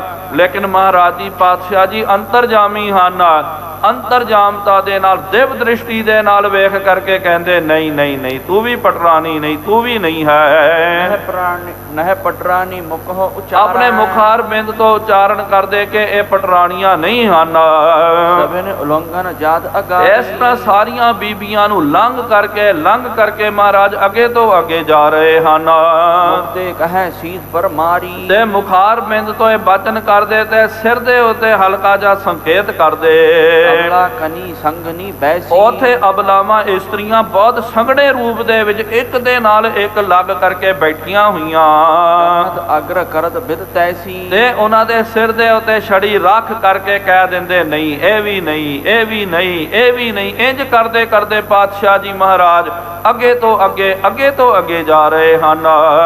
ਛੜੀ ਦਾਹਨ ਕਰ ਮਾਹੀ, ਜਿਹੜੇ ਦਾਹਿਨੇ ਹੱਥ ਦੇ ਵਿੱਚ ਮਹਾਰਾਜ ਜੀ ਦੇ ਫੁੱਲਾਂ ਦੀ ਛੜੀ ਹੈ, ਇਹ ਪਰ ਬਾਮ ਟਿਕਾਵਤ ਜਾਹੀ, ਤੇ ਨਾਲ ਤ੍ਰਿਆ ਮਤਲਬ ਉਹ ਬੀਬੀਆਂ ਦੇ ਸਿਰ ਦੇ ਉੱਤੇ ਟਿਕਾ ਕਰਕੇ ਨਾਲ ਮੁਖਾਰ ਬਿੰਦ ਤੋਂ ਕਹਿੰਦੇ ਇਹ ਵੀ ਨਹੀਂ, ਇਹ ਵੀ ਨਹੀਂ ਕਹਿ ਕਰਕੇ ਅੱਗੇ ਤੋਂ ਅੱਗੇ ਜਾ ਰਹੇ। ਉਲੰਘ ਸਗਰੋ ਰਣਵਾਸ, ਇਸ ਤਰ੍ਹਾਂ ਸਾਰਾ ਰਣਵਾਸ ਜਿੱਥੇ ਬੀਬੀਆਂ ਬੈਠੀਆਂ ਉਹਨਾਂ ਸਾਰਿਆਂ ਨੂੰ ਲੰਘ ਕਰਕੇ ਨਹਿ ਪਟਰਾਨੀ ਮੁਖ ਪ੍ਰਕਾਸ਼, ਬਾਰ-ਬਾਰ ਇਹ ਵਚਨ ਕਰਦੇ ਇਹ ਵੀ ਪਟਰਾਨੀ ਨਹੀਂ ਹੈ, ਇਹ ਵੀ ਪਟਰਾਨੀ ਨਹੀਂ ਹੈ। ਵਸਤਰ ਵਿਭੂਕਨ ਆਸਰ ਆਛੇ, ਲੇਕਿਨ ਮਹਾਰਾਜ ਜੀ ਨੇ ਫਿਰ ਕਹਿ ਵੀ ਦਿੱਤਾ ਜੈ ਸਿਆਂ, ਸਾਡੀ ਪਰਖ ਕਰਨਾ ਚਾਹੁੰਦਾ ਨਾ ਤੂੰ, ਇਸ ਕਰਕੇ ਇੱਕੋ ਜਿਹਾ ਰੂਪ ਤੂਨੇ ਧਾਰਨ ਕਰਾਉਣਾ ਕੀਤਾ। ਇਹੀ ਤਾਂ ਪਰਖ ਸੀ ਨਾ। ਜੇ ਵਿਸ਼ੇਸ਼ ਰਾਣੀ ਦਾ ਰੂਪ ਰਾਣੀ ਆਪਣੇ ਪੂਰੇ ਜੋਬਨ ਦੇ ਵਿੱਚ, ਹਾਰ ਸ਼ਿੰਗਾਰ ਦੇ ਵਿੱਚ ਹੁੰਦੀ ਤਾਂ ਨਿਆਣਾ ਬਾਲਕ ਨੇ ਵੀ ਪਹਿਚਾਨ ਲੈਣਾ ਕਿ ਜੀ ਇਹ ਅਸਲੀ ਰਾਣੀ ਹੈ ਕਰਕੇ। ਮਹਾਰਾਜ ਨੇ ਕਿਹਾ ਵਾਹ ਵਾਹ ਵਾਹ ਜੈ ਸਿੰਘ, ਤੂਨੇ ਤਾਂ ਕਮਾਲ ਕਰ ਦਿੱਤੀ। ਸਾਰੀਆਂ ਬੀਬੀਆਂ ਜਿਹੜੀਆਂ ਤੇਰੀਆਂ ਰਣਵਾਸ ਜਿਹੜਾ ਹੈ, ਗੋਲੀਆਂ ਆਦਿਕ ਸਾਰਿਆਂ ਨੂੰ ਇੱਕੋ ਜਿਹਾ ਵਸਤਰ ਗਹਿਣਾ ਗੱਟਾ ਪਵਾਇਆ। ਸਾਨੂੰ ਬੇਵਕੂਫ ਬਣਾਉਣਾ ਚਾਹੁੰਦਾ ਨਾ, ਸਾਨੂੰ ਮੂਰਖ ਬਣਾਉਣਾ ਚਾਹੁੰਦਾ ਕਿ ਭਾਈ ਮਹਾਰਾਜ ਨੂੰ ਪਤਾ ਹੀ ਨਾ ਲੱਗੇ ਕਰਕੇ ਇਹ ਬਚਨ ਕਰਕੇ ਫਿਰ ਮਹਾਰਾਜ ਜੀ ਅੱਗੇ ਚੱਲ ਗਏ। ਇਮਤਿਆਰ ਚਲੇ ਤ੍ਰਿ ਪਾਛੇ, ਇਹ ਕਹਿ ਕਰਕੇ ਮਹਾਰਾਜ ਜੀ ਨੇ ਕਿਹਾ ਜੈ ਸਿੰਘਾ ਬਹੁਤ ਸੋਹਣਾ ਤੂਨੇ ਕੰਮ ਕੀਤਾ ਭਾਈ, ਪਤਾ ਹੀ ਨਹੀਂ ਲੱਗ ਰਿਹਾ ਕਿ ਅਸਲੀ ਪਟਰਾਣੀ ਕੌਣ ਹੈ। ਇੰਜ ਕਹਿ ਕਰਕੇ ਫਿਰ ਪਾਤਸ਼ਾਹ ਜੀ ਅੱਗੇ ਚੱਲ ਗਏ। ਜੈਪੁਰ ਨਾਥ ਵਡੇਰੇ, ਇਹ ਸੁਣ ਕਰਕੇ ਜੈਪੁਰ ਦਾ ਰਾਜਾ ਜੈ ਸਿੰਘ ਬੜਾ ਵਿਸਮਿਤ ਹੋ ਗਿਆ। ਹੁਣ ਅੰਦਰ ਦੀ ਗੱਲ ਮਹਾਰਾਜ ਨੇ ਬਾਹਰ ਰੱਖ ਦਿੱਤੀ। ਹੁਣ ਪਤਾ ਚੱਲ ਰਿਹਾ, ਹਲਕੇ ਜੇ ਸੰਕੇਤ ਮਿਲ ਰਿਹਾ ਕਿ ਜੀ ਸਤਿਗੁਰੂ ਮਹਾਰਾਜ ਪ੍ਰਭ ਮੇਰਾ ਅੰਤਰਜਾਮੀ ਜਾਣ, ਇਹ ਪ੍ਰਭੂ ਸਾਡੇ ਅੰਤਰਜਾਮੀ ਸਤਿਗੁਰੂ ਹਨ। ਇਹਨਾਂ ਨੇ ਮੇਰੀ ਦਿਲ ਦੀ ਗੱਲ ਨੂੰ ਜਾਣ ਲੈਣਾ ਕੀਤਾ। ਪਾਛੇ ਚਲਿਓ ਜਾਤ ਗੁਰ ਹੇਰੇ। ਹੁਣ ਮਹਾਰਾਜ ਜੀ ਅੱਗੇ ਅੱਗੇ ਜਾ ਰਹੇ ਤੇ ਜੈ ਸਿੰਘ ਪਿੱਛੇ ਆ ਰਿਹਾ ਹੈ। ਸਭ ਅਬਲਾ ਮਨ ਮਾਨ ਸਾਰੀਆਂ ਬੀਬੀਆਂ ਜਿਹੜੀਆਂ ਨਾ ਉਹ ਬਨ ਦੇ ਵਿੱਚ ਅਸੰਭਾ ਮੰਨ ਰਹੀਆਂ। ਪ੍ਰਗਟ ਕਰਤ ਗੁਰ ਕੀਨ ਜੋ ਦੰਡਾ ਦੰਭਾ। ਜੋ ਇਹਨਾਂ ਨੇ ਪਖੰਡ ਕਰਨਾ ਕੀਤਾ ਤੇ ਮਨ ਵਿੱਚ ਆ ਰਿਹਾ ਕਿ ਮਨਾ ਸਾਡਾ ਹਾਰ ਸ਼ਿੰਗਾਰ ਸਾਰਾ ਪਖੰਡ ਜਿਹੜਾ ਵਿਅਰਥ ਚੱਲ ਗਿਆ। ਮਹਾਰਾਜ ਨੂੰ ਫਸਾਉਣਾ ਚਾਹੁੰਦੇ ਸੀ ਕਿ ਮਹਾਰਾਜ ਵੇਖ ਕਰਕੇ ਭਰਮਿਤ ਹੋ ਜਾਣ, ਕਹਿ ਦੇਣ ਬਾਰੀ ਰੂਪ ਰੰਗ ਵੇਖ ਕਰਕੇ ਇਹ ਅਸਲੀ ਪਟਰਾਨੀ ਹੈ। ਲੇਕਿਨ ਮਹਾਰਾਜ ਨੇ ਤਾਂ ਸਾਰਿਆਂ ਦਾ ਬਾਜ ਉਗੇੜ ਦਿੱਤਾ। ਪਟਰਾਨੀ ਸਭ ਕੇ ਪਛਾਤੀ। ਹੁਣ ਸਾਰੀਆਂ ਬੀਬੀਆਂ ਜਿਹੜੀਆਂ ਬੈਠੀਆਂ ਹੋਈਆਂ ਉਹਨਾਂ ਦੇ ਇੱਕਦਮ ਪਿਛਲੇ ਪਾਸੇ ਉੱਥੇ ਜਿੱਥੇ ਨੌਕਰਾਣੀਆਂ ਜਿੱਥੇ ਬਹਿੰਦੀਆਂ ਉਹਨਾਂ ਦੇ ਵਿਚਕਾਰ ਜਿਹੜੀ ਪਟਰਾਣੀ ਬੈਠੀ ਹੋਈ ਹੈ। ਮਲੀਨ ਭੇਦ ਹਰ ਖਾਥੀ। ਜਿਹਨੇ ਮਲੀਨ ਬਸਤਰ ਜਿਹੜਾ ਧਾਰਨ ਕਰਨਾ ਕੀਤਾ। ਮਹਾਰਾਜ ਜੀ ਸਾਰਿਆਂ ਨੂੰ ਇਨਕਾਰ ਕਰਦੇ ਜਾ ਰਹੇ। ਉਹਦੇ ਮਨ ਵਿੱਚ ਪ੍ਰਸੰਨਤਾ ਆ ਰਹੀ ਹੈ ਕਿਉਂਕਿ ਮਹਾਰਾਜ ਨੇ ਜੇ ਕਹਿ ਦਿੱਤਾ ਤੇ ਪਤਾ ਲੱਗ ਜਾਣਾ ਕਿ ਇਹਨਾਂ ਦੇ ਅੰਦਰ ਅੰਤਰਜਾਮਤਾ ਨਹੀਂ ਹੈ। ਸਾਰਿਆਂ ਨੂੰ ਇਨਕਾਰ ਕਰਦੇ ਕਰਦੇ ਹੁਣ ਸਤਿਗੁਰੂ ਸੱਚੇ ਪਾਤਸ਼ਾਹ ਜੀ ਮਹਾਰਾਜ ਅਸਲੀ ਜਿਹੜੀ ਪਟਰਾਨੀ ਦੇ ਕੋਲ ਜਾ ਕਰਕੇ ਉਹਨੂੰ ਸੰਕੇਤ ਕਰਦੇ।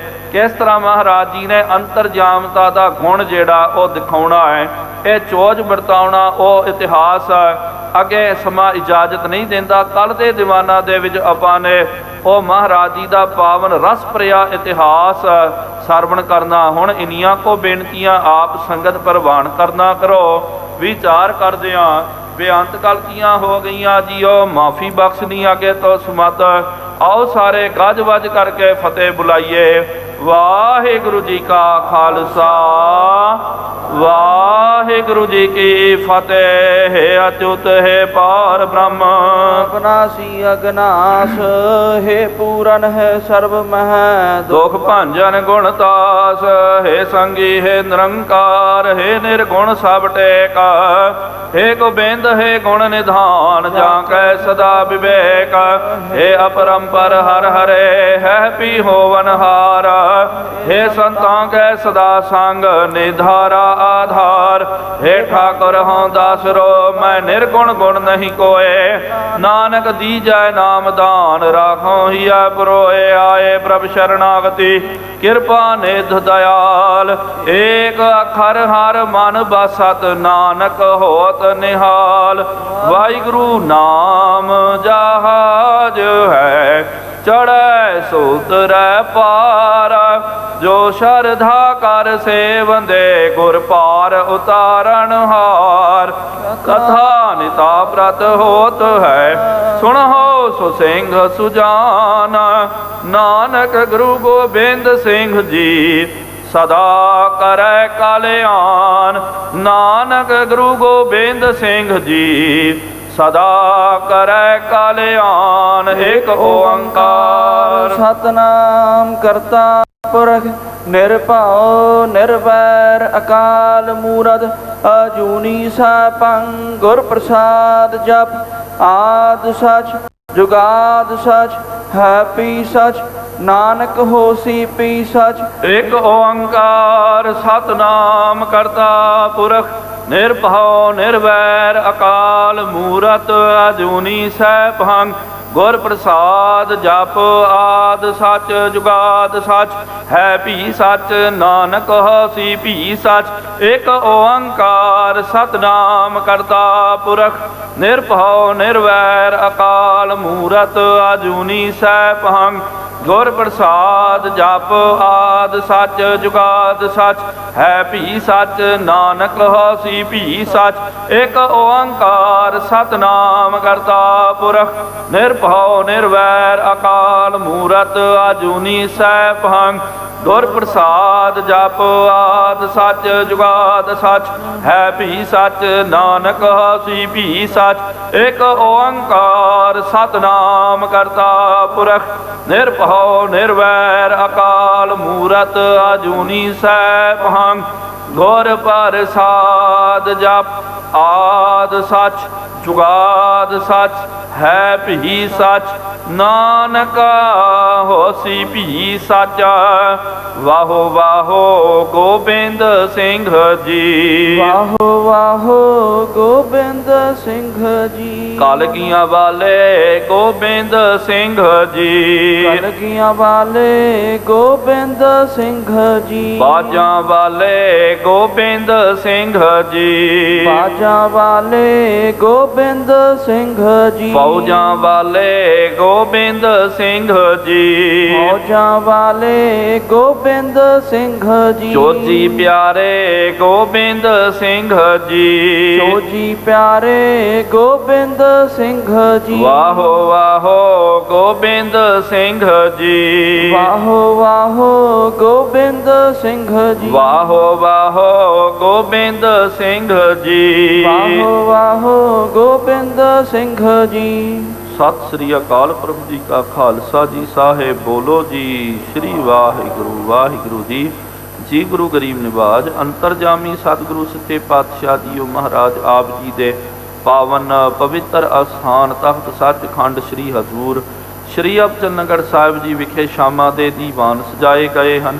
ਸਜੇ ਹੋਏ ਪਾਵਨ ਦੀਵਾਨਾਂ ਦੇ ਵਿੱਚ ਗੁਰ ਇਤਿਹਾਸ ਦੀਆਂ ਕਥਾ ਵਿਚਾਰਾਂ ਹੋਈਆਂ। ਕਥਾ ਵਿਚਾਰਾਂ ਕਰਦਿਆਂ ਬੇਅੰਤ ਗਲਤੀਆਂ ਹੋ ਗਈਆਂ ਜੀਓ ਮਾਫੀ ਬਖਸ਼ਦੀਆਂ ਅੱਗੇ ਤੁਰਸਮਤ ਆਈਆਂ ਸੰਗਤਾਂ ਦੀਆਂ ਹਾਜ਼ਰੀਆਂ ਤਿਲ ਫੁੱਲ ਭੇਟਾਵਾਂ ਪ੍ਰਵਾਨ ਕਰਨੀਆਂ। ਜੋ ਜੀ ਆਪ ਜੀ ਕੇ ਦੁਆਰੇ ਆਵੇ ਸੋ ਸਦਾ ਹੀ ਰਾਜੀ ਪ੍ਰਸੰਨ ਜਾਵੇ। ਗੁਰੂ ਨਾਨਕ ਨਾਮ ਚੜ੍ਹਦੀ ਕਲਾ ਤੇਰੇ ਭਾਣੇ ਸਰਬੱਤ ਦਾ ਭਲਾ। ਬੋਲੇ